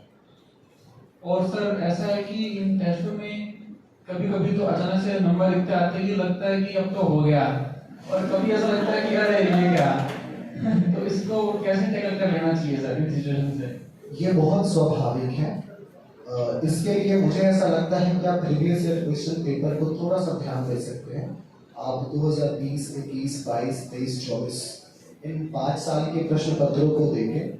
अगर उसमें आप क्वालिफाइंग मार्क्स के आसपास प्रतीत हो रहे हो, खुद को पा रहे हो तो इट्स ओके। लेकिन अगर आप क्वालिफाइंग मार्क्स से बहुत दूर रह जा रहे हो तो आपको विचार करना चाहिए। और सर एक क्वेश्चन ये है कि जो एथिक्स का जो पेपर है उसमें सेक्शन ए जो थ्योरी वाला पार्ट आता है उसमें सर एक तो जो हम मटेरियल पढ़ते हैं वो और जो क्वेश्चन आते हैं उसमें तो दिन रात अंतर आता है सर, तो उसका क्या करेंगे? उसने मेरे को भी निपटा दिया। तो इसका तो यही तरीका है कि आपको अपने सोचने के शैली पे आपको एक थिंकिंग क्रिएचर की भूमिका निभानी चाहिए। हम लोग अक्सर क्या करते हैं कि जो बताया जा रहा है बस खुद को वहीं तक सीमित रखते हैं, फैक्ट्स एंड फिगर्स पे ज़्यादा ध्यान देते हैं, रट्टा मारने पर ज़्यादा ध्यान देते हैं। लेकिन जरूरी है कि हम सोचने पर थोड़ा ज़्यादा ध्यान दें। जो हमने पढ़ा है उसको कुछ समय तक सोचे, उस पर विचार करें, तो इससे काफी हद तक जो एथिक्स के सेक्शन 1 की जो समस्या है उसका समाधान किया जा सकता है। फिर आप करंट अफेयर से या जो भी घटनाएं घटित हो रही है देश दुनिया में उसका थोड़ा इस्तेमाल कर सकते हो सेक्शन 1 के लिए। लेकिन अगर 2024 के सेक्शन 1 को देखें एथिक्स के पेपर को, तो मुझे ऐसा लगता है ये थोड़ा सा डिफिकल्ट था। तो उसको देख करके आपको बहुत ज़्यादा पैनिक नहीं करना चाहिए, बल्कि जो आपको कंटेंट प्रोवाइड किए गए हैं कोचिंग के द्वारा या जो भी बुक्स आपके पास है, आप उसको थोड़ा अच्छे से तैयार करो और साथ ही थोड़ा सा सोचते रहो और अपने पर्सनैलिटी को सिविल सर्वेंट के अकॉर्डिंग करो, क्योंकि एथिक्स में जो क्वेश्चन होते हैं वो पर्सनैलिटी बेस्ड ज़्यादा होते हैं, आपके कैरेक्टर आपके सोच पे ज़्यादा निर्भर करते हैं। तो अगर आपकी पर्सनैलिटी सिविल सर्वेंट जैसी है, आप के विचार करने का तरीका वैसा है, तो उसमें भी आप काफ़ी कंफर्टेबल हो सकते हो। सर 2026 के लिए किस प्रकार की रणनीति को फॉलो किया जाना चाहिए सर? क्या आपका सिलेबस पूरा हो गया? Syllabus complete sir. आप उसका मल्टीपल टाइम्स रिवीजन करो। पेंडिंग है, एथिक्स पेंडिंग है, वो सब कंप्लीट है। कोई बात नहीं, अभी बहुत समय है आपके पास, करीब 1 वर्ष समय है, तो आप मल्टीपल टाइम्स रिवीजन करो। और इसका में ये ध्यान रखना कि 2x वाली स्पीड के चक्कर में मत फंसना कि सिलेबस को जल्दी से जल्दी खत्म करना है। एथिक्स के अगर 71-72 लेक्चर्स हैं तो उसको 30-32 दिन में निपटाना है। फिर मैंने जैसा कि बोला था कि वो आपको निपटा देगा, तो आप आराम से पढ़ते रहना, slow and steady reads the race के मतलब को फॉलो करते रहना। और रिवीजन अब आप ज़्यादा से ज़्यादा करो, और एक बार रिवीजन हो जाता है फिर टेस्ट भी लगाया करो, और थोड़ा सीसैट पे अभी से ध्यान दो। आंसर राइटिंग पर भी अभी आप ध्यान दे सकते हो क्योंकि आपका सिलेबस पूरा हो चुका है, तो यही रणनीति हो सकती है। इंटरमीडिएट के लिए टेस्ट सीरीज किस इंस्टीट्यूट की ज़्यादा फॉलो होती है? देखो, यहाँ से मैं इंस्टीट्यूट की बात करूँगा तो फिर ये अपने आप में सही नहीं होगा। आप जो भी बेहतर इंस्टीट्यूट से आप उनको फॉलो कर सकते हो, पर मेरा ये मानना है कि जो प्रीवियस ईयर क्वेश्चन पेपर्स हैं वो सबसे ज़्यादा इम्पोर्टेंट है। आप प्रीवियस ईयर क्वेश्चन को देखो और इसके बाद जो भी आप खुद से इस पर रिसर्च करो कि किस कोचिंग की सबसे अच्छी है। सर आपका जैसे 2 बार प्रीलिम्स नहीं हुआ इसमें, तो उसके लिए क्या रणनीति फॉलो करेगी और ऐसा ना हो? मेरे प्रीलिम्स जो 2 बार नहीं हुआ था, इसका एक बड़ा कारण सीसैट रहा था। तो इसकी रणनीति यही है कि आप सीसैट पे अभी से ध्यान दो और कोशिश करो कि सीसैट में आप 90 के आसपास घर पे स्कोर कर लो, ताकि एग्जामिनेशन हॉल में 66 फालतू कर नहीं जाओ। बात रही सीसेट की, तो इसमें कॉम्प्रिहेंशन हिंदी मीडियम में थोड़ी प्रॉब्लम आती है, तो उससे कैसे निपटेंगे? नहीं, आप अगर अभी से हर दिन 1 या 2 कॉम्प्रिहेंशन सॉल्व करते हो तो कॉम्प्रिहेंशन की समस्या का बिल्कुल समाधान हो सकता है और ये बहुत ज़्यादा हाई स्कोरिंग हो सकता है आपके लिए। लेकिन इसके साथ साथ आपको मैथ्स और रीजनिंग के जो इम्पोर्टेंट टॉपिक्स हैं उन सब पे ध्यान देना चाहिए, और इसके लिए जो प्रीवियस ईयर क्वेश्चन पेपर्स हैं उन पे ध्यान दो। फिर से अगर मैं कहूँ तो number system, permutation and combination, clock, calendar, blood relation, puzzle, arithmetic reasoning, percentage, profit and loss, average, time and distance, time and work, ऐसे जो टॉपिक्स हैं उन सब पे आप बहुत अच्छे से काम करो और चीज़ें आसान हो जाएंगी। Thank you so much sir.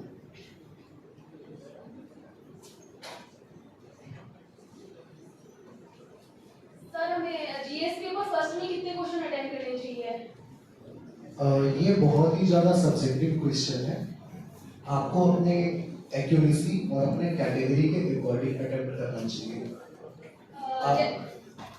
जैसा कि टॉपर्स बताते हैं कि उनको पूरे पेपर्स में से जैसे 20 से 30 क्वेश्चन ऐसे होते हैं जो उन्हें परफेक्ट आ रहे होते हैं, तो इसके अलावा हम मतलब कैसे करें ताकि हो जाए? देखिए, आपको हर हाल में कोशिश करना चाहिए वैसे कि हम 100 के आसपास स्कोर कर पाए। तो निश्चित रूप से 30-35 क्वेश्चन ऐसे होते हैं जिसको आप अगर सही तैयारी कर रहे हो तो उसको आसानी से टैकल कर सकते हो। रिमेनिंग ऐसे कुछ क्वेश्चन होते हैं जिसको आप कितना भी पढ़ लो वो टैकल नहीं कर सकते हो, तो वैसे क्वेश्चंस के तो सीधे सीधे तिलांजलि दे देनी चाहिए। कुछ ऐसे क्वेश्चंस होते हैं जिसमें 4 में से एटलीस्ट 1 या 2 ऑप्शंस को आप एलिमिनेट कर सकते हो, तो यहाँ पे आपको एलिमिनेशन मेथड का इस्तेमाल करना चाहिए। जिन ऑप्शंस को आप एलिमिनेट कर पा रहे हो उनको एलिमिनेट कर लो। मान लो कि आप 4 में से 2 विकल्पों को हटा पा रहे हो, एलिमिनेट कर पा रहे हो, तो दोनों को हटाओ और फिर जो 2 ऑप्शंस हैं उसमें जो भी आप सोचते हो उसको जो भी ईश्वर या अल्लाह पे विश्वास करते हो उनका नाम लो और उसमें से किसी एक को लगा दो। क्योंकि देखो ये हंसने की बात नहीं है, ज़्यादातर या इनफैक्ट सारे टॉपर्स यही करते हैं। ठीक है, जो ईश्वर या अल्लाह पे रब पे विश्वास नहीं करते वो उनका नाम नहीं लेते, तो शायद वो अपने मम्मी पापा का नाम लेते हो या किसी का नाम ना लेके सीधा लगा देते हैं। तो आप ऐसा कर सकते हो, बिकॉज तुक्का लगाना बहुत ज़रूरी है एग्जाम को क्लियर करने के लिए। और तुक्का लगाने में ज़रूरी है कि आप बहुत कॉन्शियस रहो। आपकी एक्यूरेसी विशेष करके तुक्कों में तभी सही हो सकती है, बेहतर हो सकती है, जब आप अपने आँख और कान को हमेशा खोल के रखो। क्योंकि बहुत सारी बातें ऐसी होती है कि जो कहीं ना कहीं चल रही होती है, आप सुन रहे होते हैं पर आप ध्यान उस पर उतने फोकस्ड वे में नहीं दे सकते हो। पर जो बातें आप सुन रहे होते हो वो कहीं ना कहीं सबकॉन्शियस माइंड में आपके चली जाती है, और फिर जब आप तुक्का लगाने बैठते हो, ऑप्शन आपके सामने आता है, तो आपको ऐसा लगता है कि ये शायद मैंने कहीं पढ़ा। और जब आपको ये लग रहा है तो जो एथिक्स के पेपर पे आप पढ़ते हो अंतरात्मा की आवाज़, उसका ठीक से इस्तेमाल करो और अंतर अनुशासनात्मक दृष्टिकोण का ठीक से इस्तेमाल करो। Thank you sir.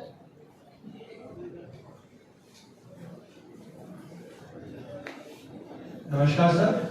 नमस्कार सर, मेरा प्रश्न आपसे ये है, 2-3 क्वेश्चन है मेरे। एक तो ये है कि अपने जो जैसे पढ़ते हैं तो उसको जो अपने जो ज्ञान का जो है उसका प्रस्तुतिकरण किस प्रकार किया जाए, एक इस पर थोड़ा सा एक करके प्रश्नों पे बात करें, फिर से आप बताएं अपने प्रश्न। मेरा प्रश्न ये था कि जैसे हम किसी भी सब्जेक्ट को पढ़ते हैं फिर उसको हम क्या कहते हैं मेंस में लिखते हैं, तो मेरा जो प्रवाह है लिखने का और जो भाषा शैली होती है उस पर मैं अच्छे से वर्क नहीं कर पा रहा हूँ, और मैंने इसके लिए मतलब अपने स्तर पर तो हर संभव प्रयास किया, पर आप थोड़ा सा प्रकाश डाल सके तो। इसके लिए आंसर राइटिंग की प्रैक्टिस बहुत जरूरी है, और निश्चित रूप से आप इसमें खुद और आपके जो मेंटोर हैं उनकी अहम भूमिका होती है। तो जो प्रश्न है कि कैसे उनका प्रस्तुतिकरण किया जाना चाहिए, तो एक क्वेश्चन तो इस पे ये रहता है कि पैराग्राफ में लिखिए या पॉइंट्स में लिखिए। आप जिसमें कंफर्टेबल है आप उसमें लिखो, अगर पॉइंट्स में कंफर्टेबल है तो खुल करके पॉइंट्स में लिखो, और अगर आप बहुत अच्छे से पैराग्राफ में बहुत अच्छा लिख सकते हो तो पैराग्राफ में लिखो। पर प्रेजेंटेशन पे थोड़ा ध्यान देते हो। मेंटोर्स आपके जो है वो निश्चित रूप से आपको व्यक्तिगत रूप से मिले होंगे, वो आपको बताएंगे कि आपके अंदर सुधार करने की कहाँ पे क्षमता है, आप कहाँ सुधार सकते हो। जहाँ तक बात है कि हर क्वेश्चन को आप 2 या 3 बार कम से कम पढ़ो और क्वेश्चन के मूलभूत विषय वस्तु को समझो कि उस क्वेश्चन का डिमांड क्या है। क्योंकि हम में से अधिकांश क्वेश्चन को एक बार पढ़ते हैं और अधिक उत्साहित होकर के ये मान बैठते हैं कि गूगल के बाद मेरा ही नंबर है। तो ये मत करो और क्वेश्चन को 2-3 बार पढ़ो, फिर पढ़ने के बाद कुछ सेकंड के लिए पॉज लो, आप सोचो उस पर कि इसका उत्तर क्या हो सकता है, इसका फॉर्मेट क्या हो सकता है, और फिर उसी के अकॉर्डिंग रिएक्ट करो। इंट्रोडक्शन जैसा कि आपको पता है देना होता है, तो अब इंट्रोडक्शन की शुरुआत कुछ इस तरह से करो कि क्वेश्चन को पढ़े बिना एग्जामिनर आपके आंसर से क्वेश्चन को समझ जाए। सबसे अच्छा इंट्रोडक्शन वही होता है जिसको पढ़ने के बाद क्वेश्चन को पढ़ने की जरूरत ना हो। और ये इतनी आसान बात है नहीं कि मैं यहाँ पे बोल दी और आप सीख गए, इसके लिए बहुत ज़्यादा रिगरस प्रैक्टिस की जरूरत होती है, तो आप बहुत इसका अभ्यास करो।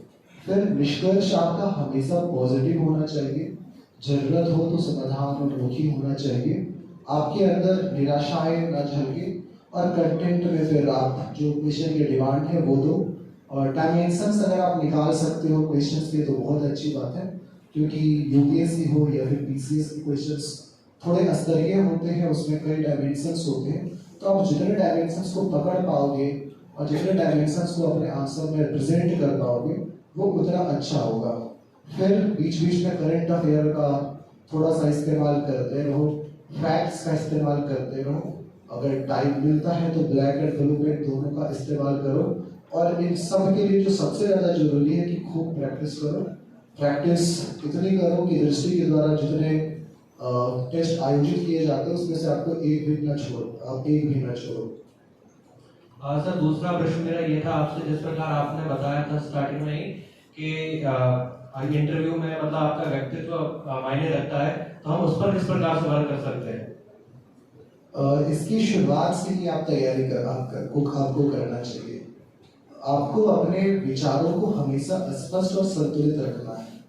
आप कुछ भी बोलो तो ये रिफ्लेक्ट हो सको कि आप जो बोल रहे हो वो कोई साधारण आदमी नहीं बोल रहा है। हालांकि सिविल सर्वेंट साधारण आदमी नहीं होते, पर सोच के स्तर पे उनकी जो सोचने की शैली है या उनका जो सोच है वो हम जैसे जो लोग हैं, जो सिविल सर्वेंट वास्तव में नहीं है या बहुत ही सामान्य पृष्ठभूमि के लोग हैं, उससे थोड़ा बेहतर होता है। तो आपको उसी के अनुरूप खुद को ढालने की जरूरत है। आपको ये देखना होगा कि किसी भी समस्या का समाधान या किसी भी प्रश्न का उत्तर सिर्फ हाँ या नहीं में नहीं होता है। हाँ और नहीं के बीच भी एक मार्ग होता है, तो आपको वो समझना पड़ेगा। ऐसा भी हो सकता है कि अभी कश्मीर में अगर आतंकी हमला हुआ है तो आप सीधा पाकिस्तान पर हमला कर दो, बल्कि आपको पाकिस्तान के साथ कैसे टैकल करना है वो देखना चाहिए, क्योंकि युद्ध किसी भी समस्या का समाधान नहीं होता है। तो आपके विचारों में एक संतुलन होना चाहिए। एट द सेम टाइम आपके विचारों की अभिव्यक्ति भी बहुत सही होनी चाहिए। और इसके लिए जो मेरा मानना है कि आप अगर थोड़ा सा ध्यान देकर के अपने विचारों को अभिव्यक्त करते हैं, बोलने से पहले थोड़ा सोचते हैं, तो चीजें काफी बेहतर हो जाएगी। शुरू के 2-3 महीने तो ऐसे लगे कि क्या हो रहा है, इससे अच्छा बोलना ही बंद कर दिया जाए या फिर मेरी बातों को फॉलो ही ना किया जाए।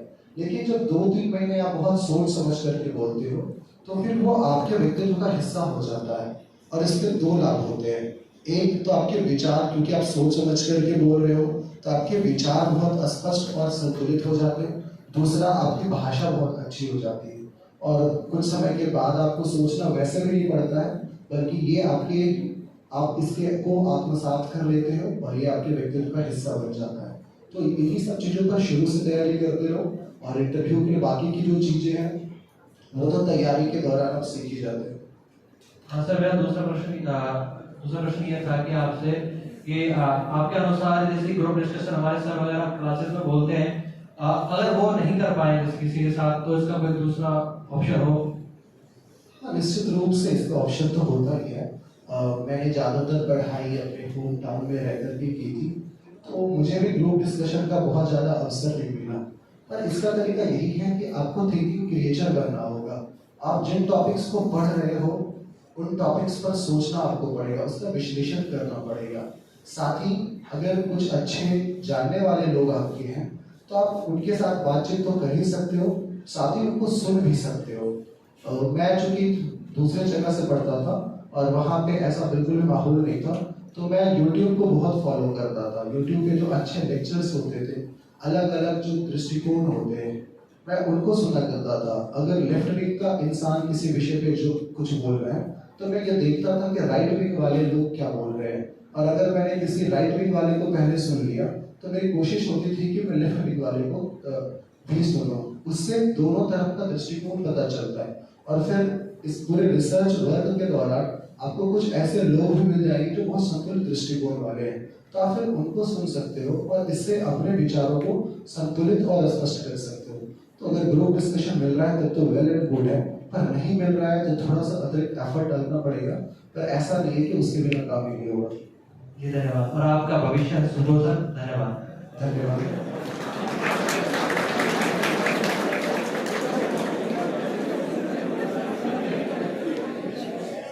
गुड इवनिंग सर, मैं आपसे ये पूछना चाहता हूँ कि हम ग्रेजुएशन के साथ शुरुआत कैसे करें? पहले एनसीईआरटी पढ़ें या फिर कोई पर्टिकुलर सब्जेक्ट पढ़ें? ग्रेजुएशन के साथ आप अगर शुरुआत करना चाह रहे हैं तो आपको सबसे पहले एनसीईआरटी ही पढ़नी चाहिए। आपको 6 से लेकर के 12 तक की एनसीईआरटी पर बहुत अच्छा कमांड कर लेना चाहिए। अगर आप शांति बना के रखेंगे तो शायद बाकियों को ज़्यादा फायदा हो सकता है। तो विल कीप क्वाइट प्लीज। आप एनसीईआरटी को पढ़ो, अच्छे से पढ़ो और मल्टीपल टाइम्स रिवीजन करो। उसमें जो है एक्सरसाइजेज दिए गए हैं उसको फॉलो करो। साथ ही जो बिटवीन द लाइन्स बातें कही गई है उसको ढूंढने की, उसको तलाशने की कोशिश करो। उसके बाद आप स्टैंडर्ड बुक्स पढ़ सकते हो या जो भी आपको क्लास नोट्स या फिर अलग कोचिंग संस्थाओं के द्वारा जो नोट्स प्रोवाइड किया जाता है आप उनको पढ़ सकते हो। बट फिर भी मैं एक बात कहूँगा कि आप अभी ग्रेजुएशन में हो तो थोड़ा सा आपको एंजॉय भी करना चाहिए क्योंकि यूपीएससी सिर्फ नॉलेज का खेल नहीं है, इसमें आपके अंदर स्ट्रीट स्मार्टनेस भी होनी चाहिए। उदाहरण के लिए कि अगर कोई क्वेश्चंस मेंस में ऐसा क्वेश्चन आता है जिसका आंसर आपको एग्जैक्टली नहीं पता है, तो फिर अगर आप स्ट्रीट स्मार्ट रहोगे, थोड़ा सा जुगाड़ू टाइप के इंसान रहोगे, तो कुछ ना कुछ उसमें लिख करके आ जाओगे मिलते जुलते चीज़ों को। तो थोड़ा सा एंजॉय करो और बाकी के टाइम पढ़ाई करो। Thank you sir. Good evening, धन्यवाद।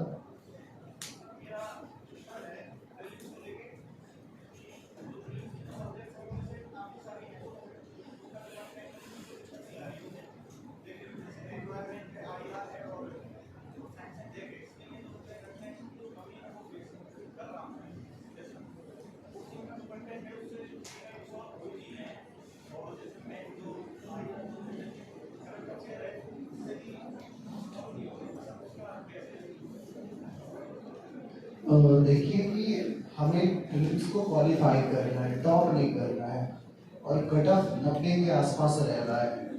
एग्जैक्टली मैं इस साल के बारे में मुझे ध्यान नहीं कि क्या है, बट उसी के आसपास रहता है। तो आपको एफर्ट ये डालना है कि 45 से 50 क्वेश्चन किसी के हाल में काट पीट के सही हो जाए। और इसके लिए तो मैं ये नहीं कहूँगा कि साइंस एंड टेक पढ़ो ही मत, IR पढ़ो ही मत, बट ये कहूँगा जरूर कि बहुत ज़्यादा चिंतित मत करो। आप अगर मूलभूत जो विषय है हिस्ट्री, ज्योग्राफी, पॉलिटी और इकोनॉमी, उस पर ध्यान दो। तो एनवायरनमेंट के कुछ क्वेश्चंस तो ऐसे होते हैं जो आपसे बिल्कुल नहीं बनने वाले हैं, क्योंकि आपको पता होना चाहिए कि जो एग्जाम ट्रेड्स का होता है उसमें सिविल सर्विसेज के साथ साथ इंडियन फॉरेस्ट ऑफिसर्स के लिए भी एग्जाम होता है जो इंडियन फॉरेस्ट सर्विसेज से होते हैं। तो इसलिए कुछ क्वेश्चंस ऐसे होते हैं जो सिर्फ उन्हीं के लिए होते हैं और उनको ये फील होता है कि ये क्वेश्चंस उनके लिए भी हैं। तो इसलिए एनवायरनमेंट को लेकर बहुत ज़्यादा चिंतित नहीं होना है, साइंस टेक को लेकर बहुत ज़्यादा चिंतित नहीं होना है। हाँ, IR के क्वेश्चन थोड़े अच्छे रहते हैं, अच्छे इस सेंस में कि आप उनको सॉल्व कर सकते हो अगर आप थोड़े अवेयर हो। तो इन तीनों विषयों के समस्याओं का, तीनों विषयों के प्रश्नों में हल करना अगर आप चाहते हैं तो इसके लिए खुद को करंट अफेयर से ज़्यादा अपडेटेड रहे।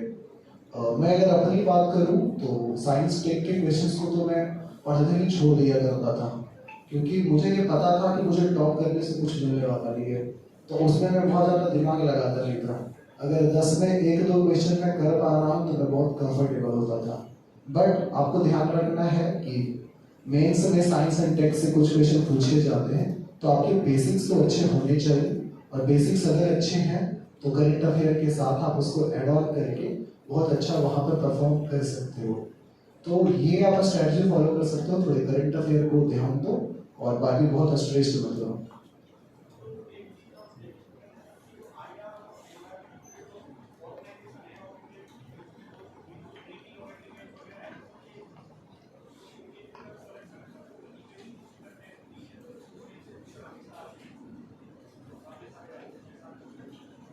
देखो, जो इम्पोर्टेंट ऑर्गेनाइजेशंस हैं या ट्रीटी हैं उनका कंपाइलेशन तो मिल ही जाता होगा। आई थिंक कोचिंग में भी आपको मिल ही जाता है। आप अगर बुक, मैंने इन्वायरमेंट के लिए दृष्टि IAS की बुक को पढ़ा था, तो उसमें जो ग्लोबल वार्मिंग से रिलेटेड जितने भी कन्वेंशंस हुए हैं जिसको आप कॉन्फ्रेंस ऑफ पार्टीज के रूप में देखते हैं, उसका कंपाइलेशन दिया हुआ है। उसमें जो इम्पोर्टेंट ऑर्गेनाइजेशंस है उनके बारे में चर्चा की गई है। तो आप ऐसा नहीं कह सकते कि बिल्कुल कंपाइलेशन नहीं है। फिर यूट्यूब पे भी मैं ऐसे वीडियोस को देखा हूँ जहाँ पे NGO, जहाँ पे ऑर्गेनाइजेशंस या इम्पोर्टेंट कन्वेंशंस की चर्चा की गई है, तो आप उनको एक बार देख सकते हैं। लेकिन हाँ, एग्जाम में क्या पूछा जाएगा ये बिल्कुल अनप्रिडिक्टेबल है। वैसे भी UPSC union public service commission के साथ साथ अनप्रिडिक्टेबल पब्लिक सर्विस कमीशन है, तो आप उसको प्रिडिक्ट नहीं कर सकते। पर जो बेस्ट वे ऑफ प्रिपरेशन हो सकता है कि जो आपके पास बेस्ट अवेलेबल रिसोर्सेज है, जहाँ भी कंपाइलेशन थोड़ा बहुत भी मिलता है उसको देख लो, और मूलभूत रूप से जो इम्पोर्टेंट ऑर्गेनाइजेशन या NGO है या फिर जो कन्वेंशन है उसमें कमांड कर लो। बाकी अगर पूछे जाए तो छोड़ देना। रीज़न ये है कि आप भी छोड़ रहे हो, मैं भी छोड़ रहा हूँ, तो फिर कुछ खास नुकसान हुआ नहीं। नुकसान तब है कि बाकी सारे बना रहे हैं और आप छोड़ रहे हो। फायदा तब है जब आप बना रहे हो, बाकी सारे छोड़ रहे हैं। पर हमें याद रखना चाहिए हमारी सीमाएं हैं, और हमें अपने सीमाओं के अनुरूप काम करना चाहिए।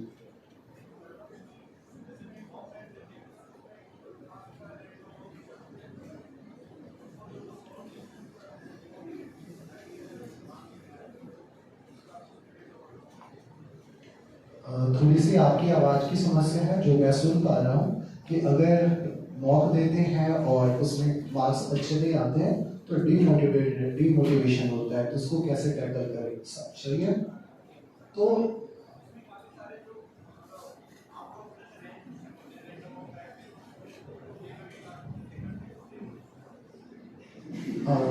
देखो, खुद की स्थिति को सही तरीके से जानने का जो सबसे अच्छा तरीका है वो प्रीवियस क्वेश्चंस को है, क्योंकि कोचिंग इंस्टीट्यूट्स में निश्चित रूप से कुछ ऐसे क्वेश्चंस होते हैं जो सीधे बाउंसर टाइप के होते हैं, सिर से सीधा ऊपर निकलता है, और कुछ ऐसे होते हैं कि बिल्कुल गुड लेंथ पे आप सीधा उसको हिट कर दो।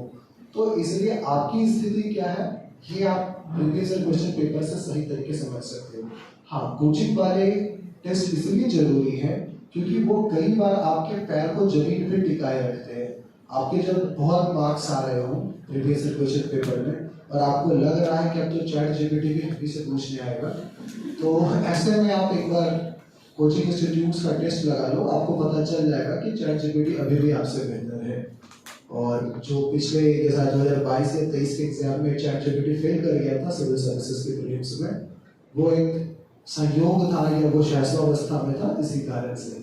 तो इसलिए जरूरी है। साथ ही आपको एक और बात बताओ कि टेस्ट का उद्देश्य ये नहीं होता है कि यही क्वेश्चन एग्जाम में पूछे जाएंगे। टेस्ट का मूल उद्देश्य सिर्फ ये होता है कि अगर ऐसे क्वेश्चन पूछे जाएंगे तो आप कैसे रिएक्ट करोगे, आप इन क्वेश्चंस के साथ टाइम को कैसे मैनेज करोगे, अपने एक्यूरेसी को कैसे निखार सकते हो, कैसे सुधार सकते हो।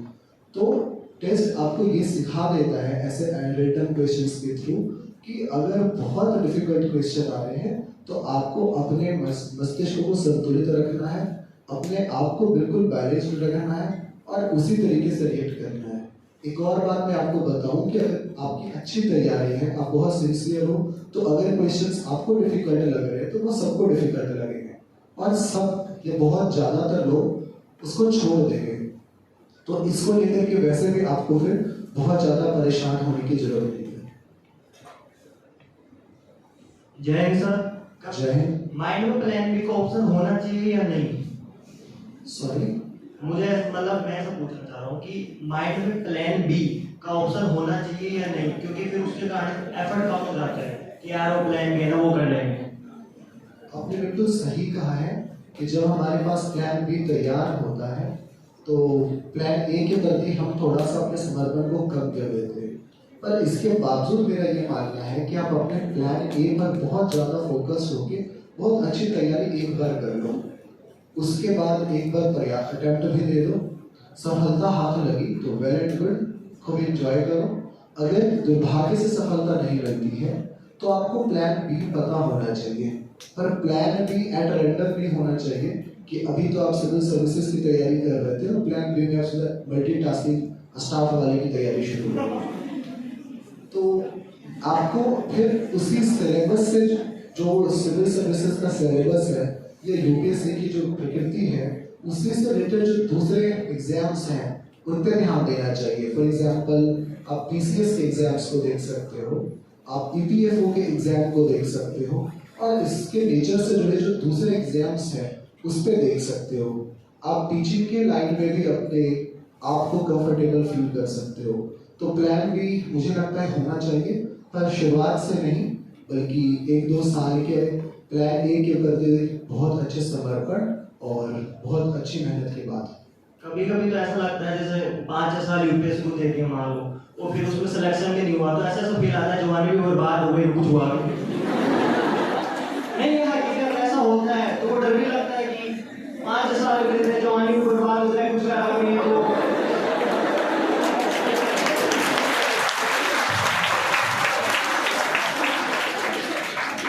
बहुत सही आपने कहा कि माया मिले ना राम, ना आप माया को प्राप्त कर पाए ना राम को ही प्राप्त कर पाए। पर ये सही है कि एग्जाम्स हर बार क्लियर हो जाए, सब लोग क्लियर कर ले, जरूरी नहीं है। क्योंकि 12-13 लाख लोग फॉर्म फिल करते हैं, बट 5-6 लाख लोग अपीयर होते हैं प्रीलिम्स में, और सिलेक्शन 1000 लोग का होता है।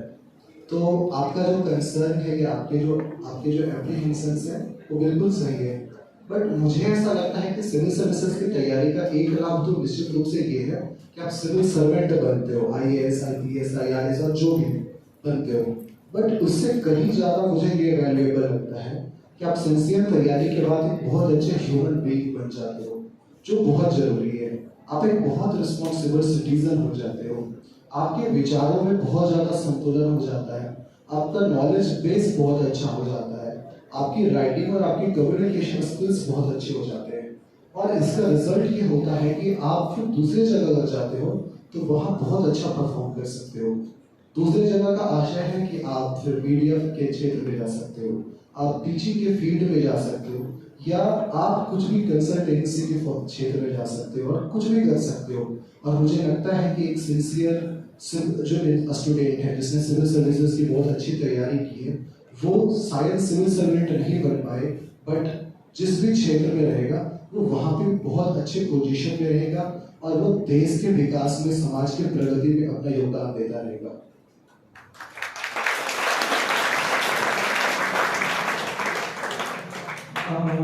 Hello, good evening sir. Good evening. Actually sir मेरे को थोड़ा सा स्टेमिंग की प्रॉब्लम है। It's quite okay. आपको इस चीज को लेकर के बहुत ज्यादा हेजिटेट करने की जरूरत नहीं है, बल्कि आप इसको खुल करके एक्सेप्ट करो और दुनिया को खुल करके बताओ। सर मैं जस्ट आपसे एक चीज चाहूंगा कि आप मेरे को थोड़ा सा अतिरिक्त समय देना। सर काफी बार ऐसा होता है कि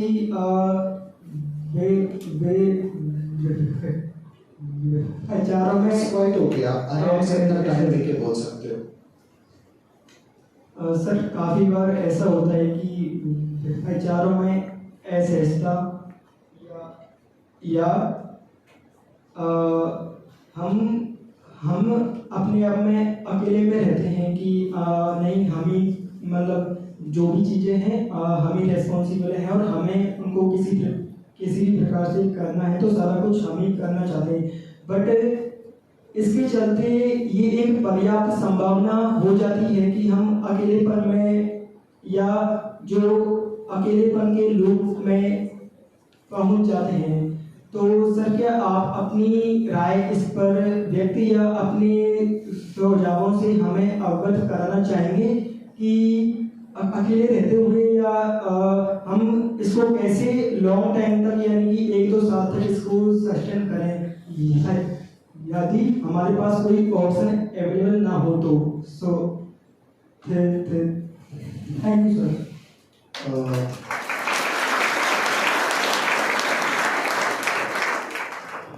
देखो, 2 तरह की बातें हैं। एक तो ये है कि खाली दिमाग शैतान का घर। आप अगर चुपचाप अकेले बैठे हो तो कुछ ना कुछ खुराफात सोच रहे होंगे, पर ये हो गई बातें जो थोड़े से सामान्य लोग हैं, हम जैसे जो लोग हैं, कि कुछ ना कुछ खुराफात, उत्पात आदि के सोचते रहते हैं। पर जो समझदार और जो बहुत ही संवेदनशील लोग होते हैं वो कहते हैं कि ये जिंदगी जो है वो अकेलेपन से एकांत की यात्रा है। तो अगर आप अकेलेपन के शिकार हो, आपके बहुत ज़्यादा संबंधी नहीं है, आपके फ्रेंड्स नहीं है, तो इससे आपको बहुत ज़्यादा भयभीत होने की जरूरत नहीं है। वैसे तो मुझे ऐसा लगता है कि human is a social animal, therefore human के पास कुछ दोस्त अच्छे होने चाहिए। बहुत बड़ी मित्र मंडली ना हो, पर 2-4 अच्छे मित्र हो जिनके साथ आप अपनी बातों को शेयर कर सकते हो। और इस मित्र मंडली में जरूरी नहीं है कि आपके हम उम्र के लोग हों, आपकी दोस्त हों। आप अपने पेरेंट्स को भी अपने दोस्त के रूप में देख सकते हैं और उनके साथ भी अपने सारी बातों को शेयर कर सकते हैं। कम से कम मैं तो यही काम किया करता हूँ, क्योंकि जिस समस्या से शायद आप जूझ रहे हैं, लंबे समय तक मैंने भी इसी समस्या को देखा है और उस परिस्थिति में मुझे मेरे पेरेंट्स का बहुत सहयोग मिला है। तो फिर से मैं कहूँगा कि अगर दोस्त हो तो बहुत अच्छी बात है, अन्यथा पेरेंट्स तो है ही। दूसरी बात है कि आपको अकेलेपन से डरना नहीं चाहिए। अगर मैं अपनी बात करूं तो मैं जिस समय पढ़ नहीं रहा होता हूँ उस समय भी कुछ ना कुछ कर रहा होता हूँ, और आज क्या कर रहा होगा उसका एक बड़ा अच्छा समाधान मेरे पास होता है, वो है यूट्यूब। आप कुछ भी स्क्रॉल करते रहो, दिन भर पढ़ाई नहीं की जा सकती है, और पढ़ाई इतनी भी अच्छी चीज़ नहीं है कि आप 24 घंटे उसके साथ चिपके रहो। तो यूट्यूब का सहारा लो, सोशल मीडिया का सहारा लो, बट ये याद रखना कि आप सोशल मीडिया का सहारा ले रहे हो, सोशल मीडिया आपका सहारा नहीं ले रहा है। वो सोशल मीडिया वाले अपने व्यूज और अपने like share and subscribe generate ना कर रहे हो। तो आप यूट्यूब का पॉजिटिव वे में इस्तेमाल करो। आप चूंकि सिविल सर्विसेज के एस्पिरेंट हो, तो जो वीडियोस अच्छे होते हैं, जो अच्छे गुणवत्ता वाले इंफॉर्मेशन बेस्ड वीडियोस होते हैं, आप उसका इस्तेमाल कर सकते हो।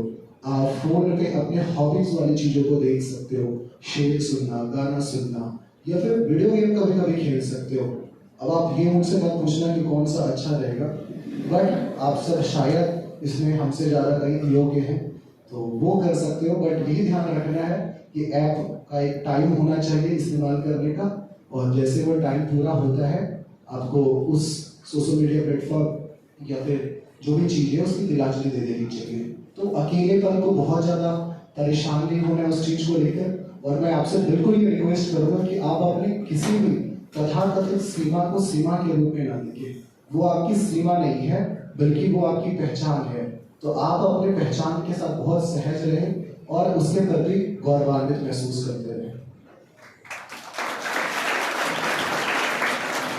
और मुझे इस बात की भी खुशी है कि यहाँ पर जितने अभ्यर्थी उपस्थित हैं उन सब में भी कम से कम इतनी संवेदना है, और मुझे लगता है इसमें सिविल सर्विसेज की तैयारी की एक अहम भूमिका है। सो एक बार उन सबको के लिए भी एक क्लैपिंग होनी चाहिए।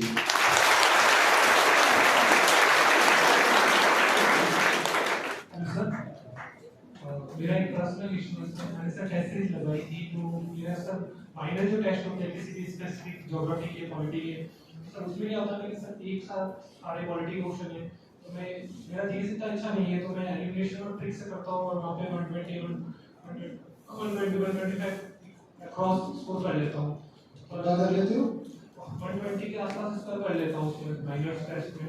भाई सच में आपको गूगल के बाद आप ही का नाम होना चाहिए। सर वो क्वेश्चन थोड़े ऐसे रैंडम होता है, विशेष करके जब आपका जीएस अच्छा नहीं है जैसा कि आपने बताया, और उसके बाद 120-25 है, तो ईश्वर करे कि सबका जीएस खराब हो। सर आप मेरी पूरी बात सुनो, जीएस में मैं फुल लेंथ लगाता हूँ, फुल लेंथ वाले, तो सर मैं उतना अच्छा नहीं करता था, क्योंकि मेरा एलिमिनेशन उस टाइम पे इतना अच्छा काम नहीं करता, क्योंकि सारे क्वेश्चन मिक्स अप होते हैं और मैं ढंग से नहीं कर पाता। अब मेरे को 25 का लेना है, तो मैं ये अपने जीएस को ज़्यादा बेनिफिशियली सही करूँ या अपने एलिमिनेशन ट्रिक्स को ज़्यादा सही करूँ, मैं ये कंफ्यूज हूँ इसमें। देखो जो करना था सो तो आपने कर ही दिया है। अब टाइम से 20-25 दिन है इफेक्टिवली, तो इस बीच आपको सबसे ज़्यादा रिवीजन पर फोकस करना चाहिए। आपको जो इम्पोर्टेंट टॉपिक्स हैं, प्रीवियस ईयर क्वेश्चन उसका एक बहुत अच्छा स्रोत प्रदान करता है, सोर्स ऑफ लाइट का काम करता है, उसको देखो। और अभी तक निश्चित रूप से आप देख ही चुके होंगे, उसके अनुकूल, उसी के अनुरूप आप टॉपिक्स को खूब रिवाइज करो। और अगर आप जीएस को अच्छा कर सकते हो तो प्लीज कर लो, बिकॉज मेंस में तो अच्छा करना ही पड़ेगा, नहीं तो फिर एलिमिनेशन मेथड का इस्तेमाल करो, शायद वहीं पे लॉटरी लग जाए। Thank you.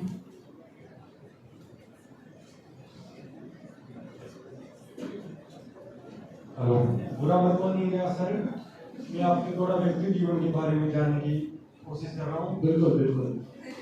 जैसा कि मैंने पाया है कि आपको दिखने की थोड़ी समस्या है, तो ये समस्या आपको कितनी है, इस समस्या के दौरान आपने किस प्रकार एग्जाम लिखा, तो किस प्रकार एग्जाम दिया होगा, ये समस्या आपको बचपन से थी या बाद में हुई, इसके बारे में बताने पड़ेगा।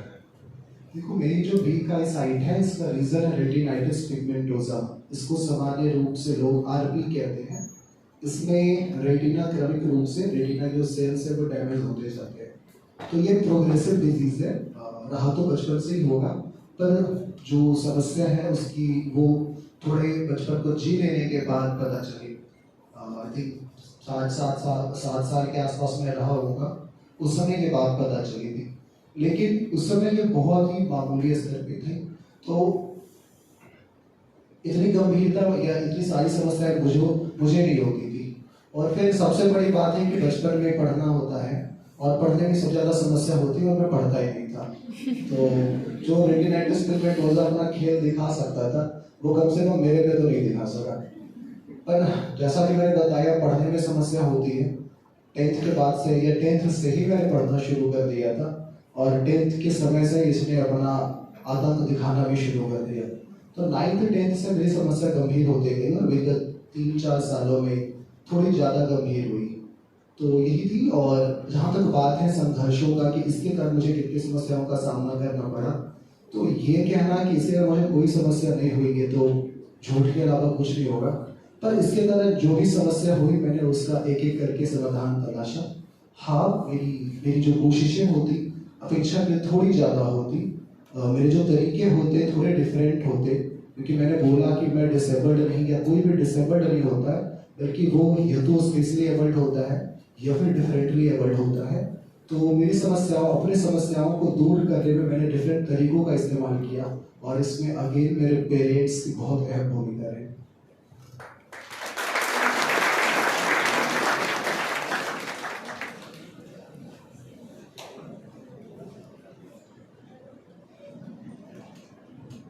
हेलो सर, सबसे पहले many congratulation for your achievement. Thank you sir, मैंने जैसा कि देखा है यहाँ पे आपके पेरेंट्स भी मौजूद हैं और मुझे लगता है कि आपकी सफलता में सबसे बड़ा योगदान उनका ही है।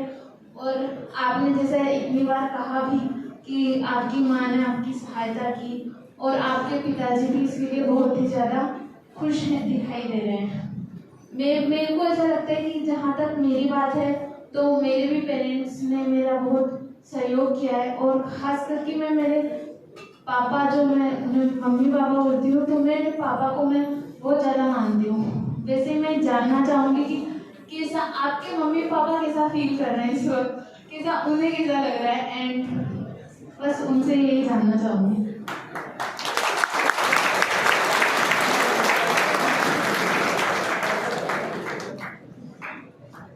जहाँ तक बात है कि मेरे पेरेंट्स या मेरी सफलता में बाकियों की भूमिका की, तो एक बहुत प्यारी सी कुछ पंक्तियाँ हैं कि अपना क्या है इस जीवन में सब तो लिया उधार, सारा लोहा उन लोगों का अपनी केवल धार। शायद हिंदी साहित्य में आप लोगों को पढ़ने के लिए भी मिले, नहीं तो निबंध में तो आप चिंता ही सकते हैं। जहाँ तक बात है मेरे पेरेंट्स की खुशी का, तो हेलेन केलर एक बहुत अच्छी पंक्ति कहती है कि दुनिया की सबसे खूबसूरत और सबसे अच्छी चीज ना तो देखी जा सकती है और ना तो छुई जा सकती है, उसे बस दिल से महसूस किया जा सकता है। तो मुझे लगता है उनकी खुशियों के बारे में बोल करके कुछ बयां करना शायद खुशियों को कम करके आंकने के समान होगा, तो वो आप या बाकी लोग आसानी से महसूस कर सकते हैं।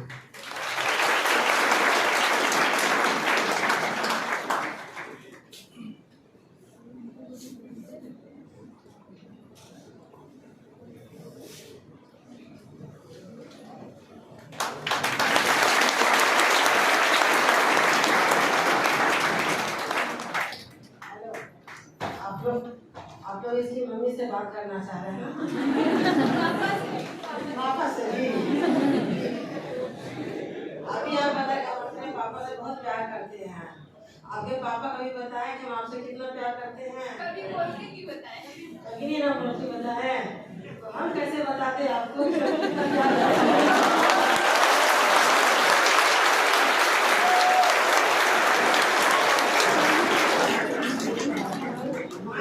प्यार की कमी नहीं होती है, लेकिन बताने की बहुत कमी होती है, इससे जो कमी बता सकती है।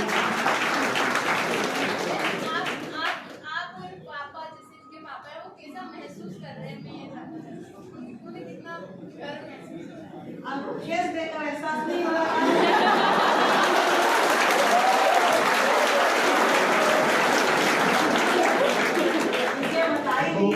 आपके प्रश्नों का जो उत्तर यही है कि बहुत और बाद में आप ऊपर जितना भी पावर लगाना चाहो इन्फिनिटी तक डाल दें। मैं यही चाहूंगी कि अगली बार मैं आऊं और मेरे पेरेंट्स यहाँ बैठे हुए हैं और वो उतना ही उसके लिए आपको अग्रिम शुभकामनाएं और ईश्वर करे कि आपकी ये इच्छा निश्चित रूप से पूरी हो। सबकी इच्छा पूरी हो, सब लोग ऐसा ही कीजिए।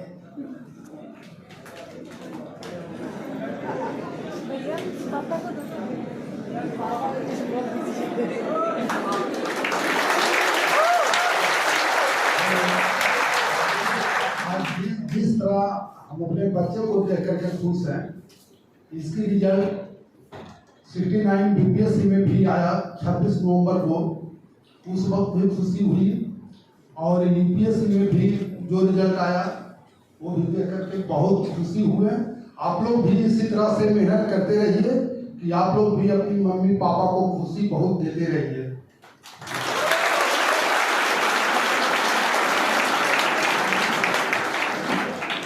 आपको बहुत बहुत धन्यवाद कि आप मेरे पापा से सामने में बात कर पाए, क्योंकि मेरे पापा मंच पे बोलते ही बहुत कम है। तो आपने ये करवा लिया तो निश्चित रूप से आपके अंदर करेज बहुत है।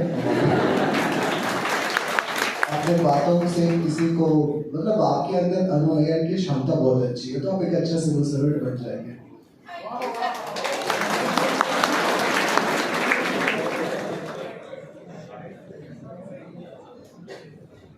वैसे ही इनके अनुनयन के बारे में बता दूं, ये ऐसी बातें बोल बोल के ना अपनी बातें मनवा लेते हैं। ये खासियत है इनकी।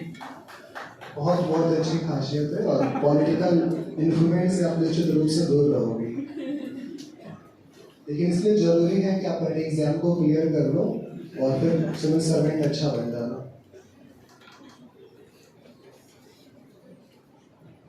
और किसी का कोई सवाल? क्या बोले? क्या बोले?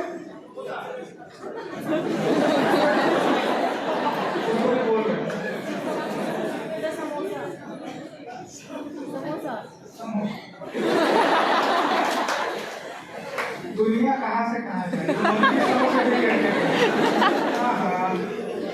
कैसे होगा तुम्हारा? अच्छा कौन ना एक दो लास्ट सवाल ले लेते हैं, है ना? फिर उसके बाद मेरे ख्याल से सभा समाप्ति की घोषणा कर देनी चाहिए। ठीक रहेगा? हाँ, आ रहे बस, है ना? कौन करना पहले? कौन था वहाँ पे? चलिए।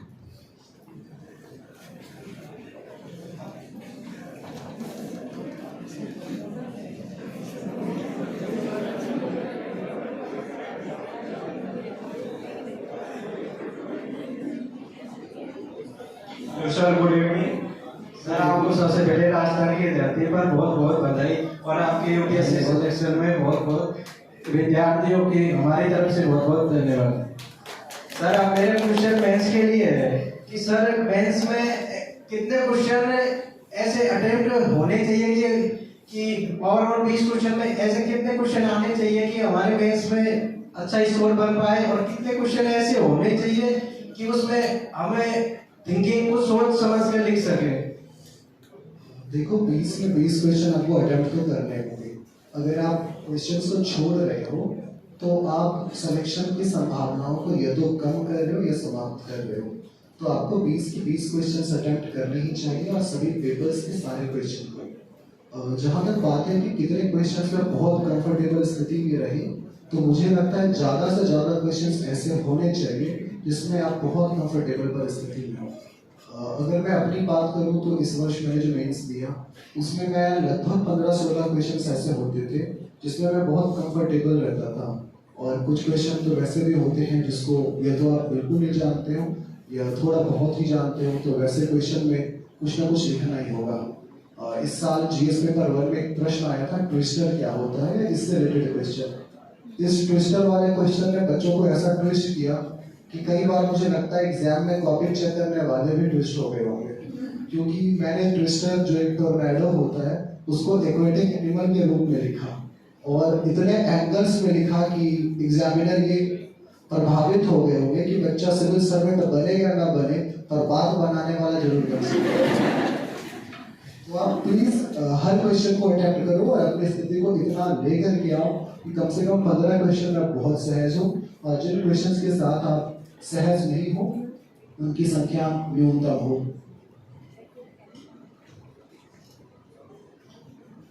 नमस्ते सर, मेरा नाम शिवम है। मेरी छोटी सिस्टर जो है अभी 11th क्लास पास आउट हो चुकी है और 12th में वो नेक्स्ट ईयर यूपीएससी करना चाहती है, मतलब यूपीएससी की प्रिपरेशन स्टार्ट करना चाहती है। तो सर उसके लिए कुछ टिप्स कि अभी मैं यहाँ पे तैयारी करने के लिए आया हूँ, सिर्फ उसी के लिए आया हूँ। मैं यूट्यूबर हूँ और मैंने मतलब पढ़ाई छोड़ दी थी, तो वापस से मैंने स्टार्ट किया है पढ़ाई करना कि मैं उसको एक अच्छी गाइडेंस दे सकूँ। तो उसके लिए मुझे क्या करना चाहिए? उसको पहले कॉलेज करवाना चाहिए या फिर 12th के बाद डायरेक्ट उसको यहाँ पे लेके जाना चाहिए?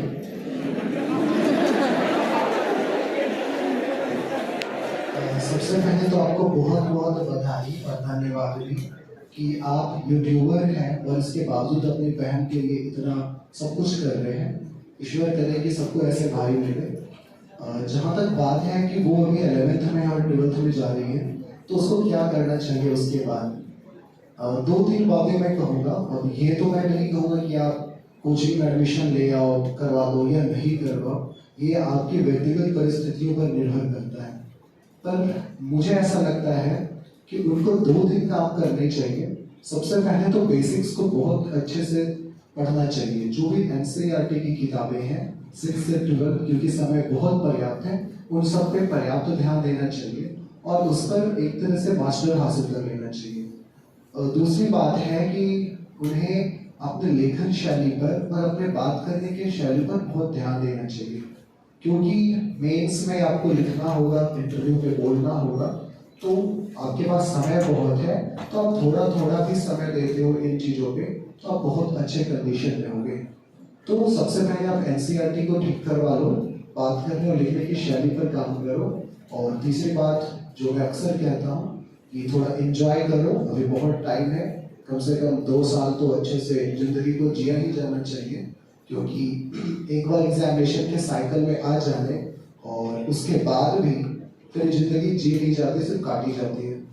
सर एक क्वेश्चन और है मेरा, जैसे कि यूपीएससी में बहुत कम सीटें होती है, 1000 सीटें होती है और 6 लाख उस पर जो है कैंडिडेट होते हैं। तो सर मेरा एक क्वेश्चन है कि जैसे 600 बच्चे क्लास के अंदर बैठे हैं, तो अगर पास में बहुत इंटेलिजेंट बच्चा बैठा है तो उसको देख के डिमोटिवेशन होता है कि मैं इसी से आगे नहीं निकल पा रहा, तो बाकी से आगे कैसे जाऊंगा? निश्चित रूप से डिमोटिवेशन होता है। एक बड़ा सा प्यारा शब्द है इम्पोस्टर सिंड्रोम। इसमें व्यक्ति अपनी क्षमताओं पर, अपनी योग्यताओं पर संदेह करता है और उसको लगता है कि बस ये फूल विरासत में मिल गए हैं, कांटों भरा बिस्तर तो हमने देखा ही नहीं है।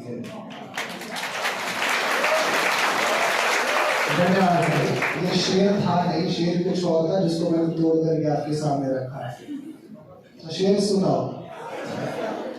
ये शेर जो था कि ये फूल मुझे कोई विरासत में मिले हैं, तुमने मेरा कांटों भरा बिस्तर नहीं देखा। तो आप जो आपके बगल में इंटेलिजेंट बच्चा बैठा है उससे डीमोटिवेट ना हो, बल्कि उससे मोटिवेट हो। आप ये सोचो कि अगर वो 2 हाथ, 2 पैर, 2 आंखें, 2 कान, सामान्य मस्तिष्क के साथ इतना बेहतर हो सकता है, तो हम क्यों नहीं हो सकते? दूसरी बात है कि हो सकता है कि उसकी मानसिक क्षमता ज्यादा हो तो और आपकी कम हो, एंड इन दिस सिचुएशन आपको थोड़ा सा ज्यादा समय लग सकता है, पर आप बिल्कुल भी ऐसे नहीं हो सकते हैं कि आपसे संभव ही कोई चीज ना हो। तो आप उनसे प्रेरणा लो और बातचीत अगर होती है तो कभी कभी उनके राज के बाद भी पूछ लो कि किस तरह से उन्होंने इतना बेहतर किया है, क्योंकि वो अगर कोई टिप्स देते हैं तो अच्छा ही होगा। बट उनसे डीमोटिवेट मत हो, मोटिवेटेड रहो और खुद की क्षमताओं पर विश्वास करो और याद रखो कि आपसे ही सब कुछ हो सकता है। जय हिंद सर।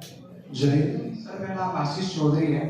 जैसा कि आपने पूर्व में कहा कि एंजॉयमेंट जो है वो लाइफ में प्रॉपर होना चाहिए, तो जो एंजॉयमेंट के लिए कहा कि मतलब जो लाइफ लेसन्स है उनको मतलब हर मोमेंट को जियो।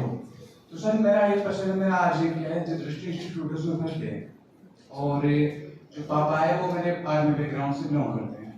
उसमें मेरा प्रश्न ये है कि सर जैसे कि मेरा दृष्टि जो इंस्टीट्यूट है यहाँ से NCERT के थ्रू मतलब वो लिया था, यहाँ से जो NCERT जो HO का चलता है तो उसके तहत मैंने वो लिया था 2024 में पहले जनवरी में। तो सर वो मेरा आधा कंप्लीट हो चुका है और जो अभी है मेरे को लगता है अंदर से कि मेरे को जो सिलेबस देखते हुए प्रॉपर कि मेरे को अभी मतलब इस टाइम इसको ज्वाइन कर लेना चाहिए, जो आज बेसिक स्टार्ट हुआ है कैसे फ्रेंड्स बस 8 बजे वाला। सर मेरा जो एनसीईआरटी जो है वो आधी कंप्लीट हो चुकी है, और मैं सर एनसीईआरटी के लिए पूछना चाहता हूँ आपसे कि मतलब रनिंग बैच के चलते हुए एनसीईआरटी और रनिंग बैच दोनों क्लास को और क्लास उसकी और ये क्लास इन दोनों को मैनेज करके हुए आपसे प्रकाश ला सकते हैं। देखो, आप जिस टेस्ट की बात कर रहे हैं या एनसीईआरटी की बात कर रहे हैं, ये part and parcel of this journey है। मुझे ऐसा लगता है कि सबसे पहले तो आपको एनसीईआरटी बहुत अच्छे से कंप्लीट करनी ही चाहिए, और अगर क्लास में कोई चीज़ बताई जाए तो उसको भी समान रूप से ध्यान देना चाहिए। चूँकि आपने एक बैच को ज्वाइन कर लिया है, तो जो बातें क्लास में बताई जाती हैं आपको याद रखना चाहिए, उस पर उसका समुचित रिवीजन करना चाहिए। But at the same time आपने चूँकि बात की थी एंजॉय करने की, तो अभी भी मेरा ये मानना है और मैं अपने स्टैंड पर कायम हूँ कि आपके एनसीईआरटी और क्लासेस दोनों के बीच में संतुलन बना के रखना चाहिए और थोड़ा थोड़ा एंजॉय भी करते रहना चाहिए। आपका बैकग्राउंड आर्मी का हो सकता है, आपका बैकग्राउंड कॉर्पोरेट क्षेत्र का हो सकता है, पर एंजॉय करने का बैकग्राउंड एंजॉय किसी भी बैकग्राउंड का मोहताज नहीं होता है, तो वो करो, साथ ही दोनों क्लासेस के लिए संतुलन बिठाओ। Okay sir, thank you so much, and again congratulations for your achievement. Thank you. नमस्ते सर। सर मेरा एक क्वेश्चन है कि आप भी अपनी इस ब्यूटीफुल जर्नी को पीछे देखो तो कौन सी गलतियों को आप अवॉइड करना चाहोगे? अगर मैं अपनी इस पूरी जर्नी को देखूं तो मुझे लगता है कि गलतियां मुझसे तो हुई हैं और उन गलतियों से बचा जा सकता है, लेकिन मैं सिर्फ अपनी गलतियों की बात ना करके कॉमन मिस्टेक्स की बात करना चाहूँगा, जिससे कि अगर कोई और भी गलती हो तो हम उससे बच सके। सबसे पहले तो हमें बहुत ज़्यादा रिसोर्सेज के पीछे नहीं भागना चाहिए। आप में से बहुत सारे होंगे जो कोचिंग क्लासेस के बोर्ड्स को पढ़ने के साथ साथ दूसरे स्टैंडर्ड बुक्स को भी पढ़ते हैं। इनफैक्ट शुरू में मैं भी इसे खुदरा में था कि क्लास नोट्स या फिर जो भी मेरे पास एक रिसोर्स था उसको पढ़ने के बाद मैं दूसरे रिसोर्स को भी फॉलो करूँगा, तो वो प्रैक्टिकल हो नहीं पाया और ये होता भी नहीं है। तो आपके पास जो लिमिटेड रिसोर्सेज है आप उसका ऑप्टिमम यूटिलाइजेशन करो, बहुत ज़्यादा रिसोर्सेज के पीछे मत भागो। दूसरी बात है कि प्री और मेंस दोनों की इंटीग्रेटेड अप्रोच के साथ पढ़ाई होनी चाहिए, तैयारी होनी चाहिए। कुल मिला के बात इसमें यह है कि आपको पढ़ाई या तैयारी तो मेंस की करनी चाहिए, बस प्रैक्टिस प्री और मेंस की अलग अलग होनी चाहिए। जबकि हम में से अधिकांश लोग प्री की तैयारी अलग से करते हैं, मेंस की तैयारी अलग करने के लिए सोचते हैं, पर फिर अंततः यह होता है कि सिर्फ प्री की तैयारी करते रह जाते हैं। फिर अंतर अनुशासनात्मक दृष्टिकोण के साथ पढ़ाई करनी चाहिए। फ्रेंड्स, अगर आप ज्योग्राफी पढ़ रहे हो तो ज्योग्राफी के एक चैप्टर को ज्योग्राफी के दूसरे चैप्टर के साथ कनेक्ट करके देखो। ज्योग्राफी सब्जेक्ट को पॉलिटी, इकोनॉमी, IR या फिर कल्चर, इन टॉपिक्स के साथ, इन चैप्टर्स के साथ कनेक्ट करने की कोशिश करो। फिर राइटिंग स्किल्स पर बहुत ध्यान दो, क्योंकि एग्जाम जो मेंस है दरअसल वही मेन एग्जाम है, बाकी तो सब बस भूमिका बनाने वाले और निष्कर्ष तक पहुंचाने वाले होते हैं। तो आंसर राइटिंग पे बहुत ध्यान दो, और लास्ट में ये कहूँगा कि थोड़ा टाइम मैनेज करना सीखो। टाइम को बहुत ज़्यादा इधर उधर बर्बाद मत करो, क्योंकि मैंने कई बार कहा एंजॉय करने के लिए, इट डजंट मीन कि आप सिर्फ और सिर्फ एंजॉय करते रहो कि बाद में फिर हो जाए कि बचपन खेल में खोया, जवानी नींद भर सोया और बुढ़ापा देख कर रोया। तो आप ठीक से स्ट्रैटेजी बनाओ।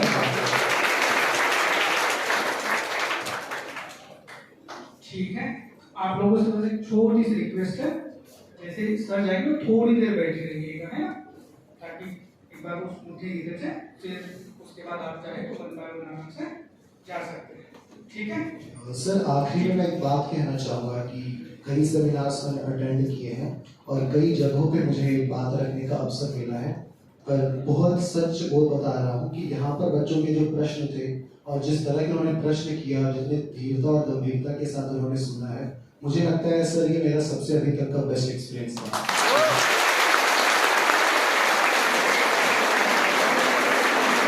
अच्छे से सुनने के लिए और एटलीस्ट जयपुर आने का अवसर देने के लिए बहुत बहुत धन्यवाद आपको।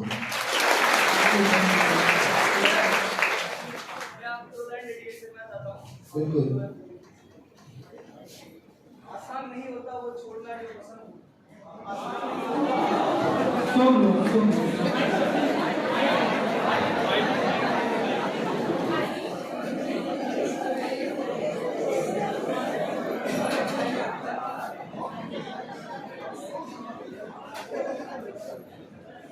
सॉरी सर, लास्ट में उठा हूँ, बस सबने टिप्स तो ले ही ली है, पूछ लिया है कैसे क्या करना है, कैसे नहीं करना है, सभी बताते हैं क्या करना है क्या नहीं करना है। तो सर ने जो लाइन डेडिकेट की थी या सबको दी थी, मैं भी चाहता हूँ कि मैं सर 2 लाइन सुनाऊँ। तो आसान नहीं होता वो छोड़ना जो पसंद हो, मुश्किल होता है नहीं राह पर चलना, लेकिन त्यागना पड़ता है किसी ग्वाले को गोकुल, होना पड़ता है वनवासी किसी राजकुमार को। इस लाइन सर को डेडिकेट है।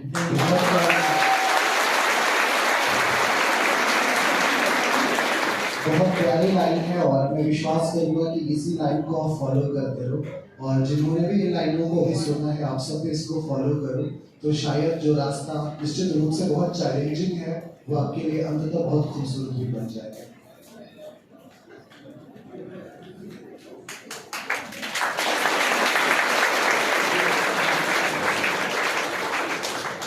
यहाँ पे बहुत सारे बच्चे या एस्पिरेंट्स शेर सुनने की मांग कर रहे हैं।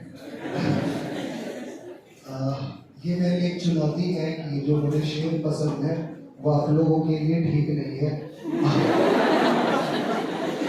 और जो ठीक है वो शायद अभी मुझे पसंद नहीं है।